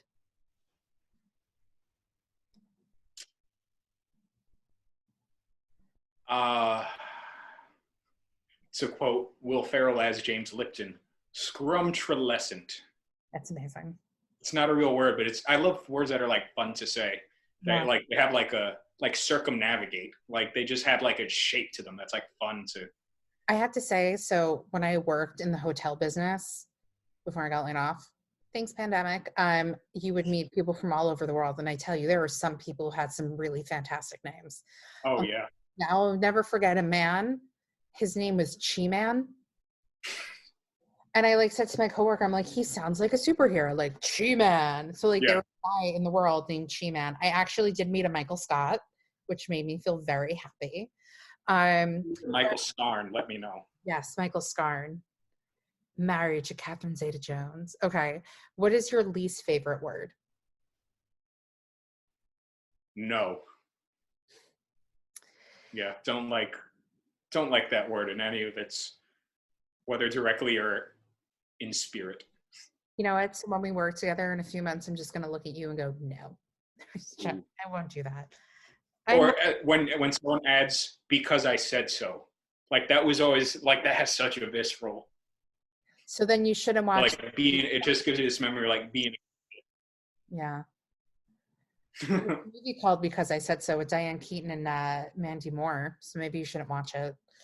Okay. What turns you on? Yeah, no. Yeah. What turns you on? When it sounds so like vague and airy-fairy, but like being alive and like as a performer, that feeling of like there's no autopilot, like there's this sense of danger and discovery at the same time, and it's this feeling of vulnerability, and like that's the best way I can kind of describe it, is like it's like, I don't know, when you feel like, when you smell like that, like it's turning to spring, and it's just like this rush of like kind of life energy. I don't know. Like when you feel that, like that's like, as a performer, like that's just like your fucking lifeblood. Yeah. What turns you off?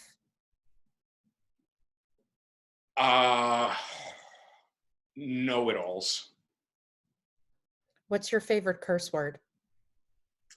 Cunt. Because it still gets a reaction. Mm. It's like if you say that in conversation, you may as well be throwing an atomic bomb.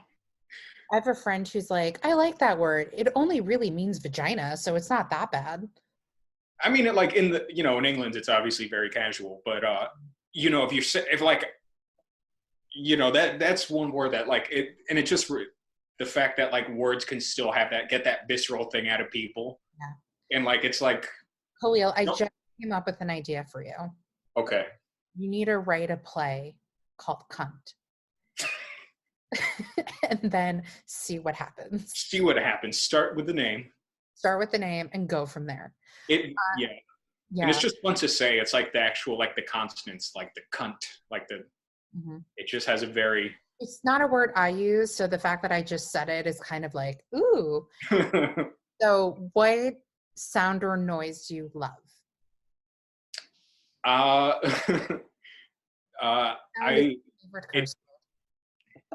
It sounds funny, but like my dog who's sleeping next to me, he's very old these days, but like, and I've been home a lot, and his snoring is just like such a lovely and like reassuring thing, and I'm like, oh man, and it always like makes me like, like that warm. I'm like, buddy. Animals snoozing. Yeah. What sound or noise do you hate? Whatever is coming out of someone's phone on the subway. If you do not have headphones, I will fucking jack you up. Or in a theater? Yeah. Okay. What profession other than yours would you like to attempt? I would say like comic book art, working on that aspect, love to break into professionally in that aspect, in that world. What profession would you not like to do or attempt? Be a cop. I would not. Even on TV, literally. I know, and I get called for them a lot, and like, I'm like, should I hide my ACAB shirt or what? But yeah, I'm not a fan of authority in my personal life. Okay.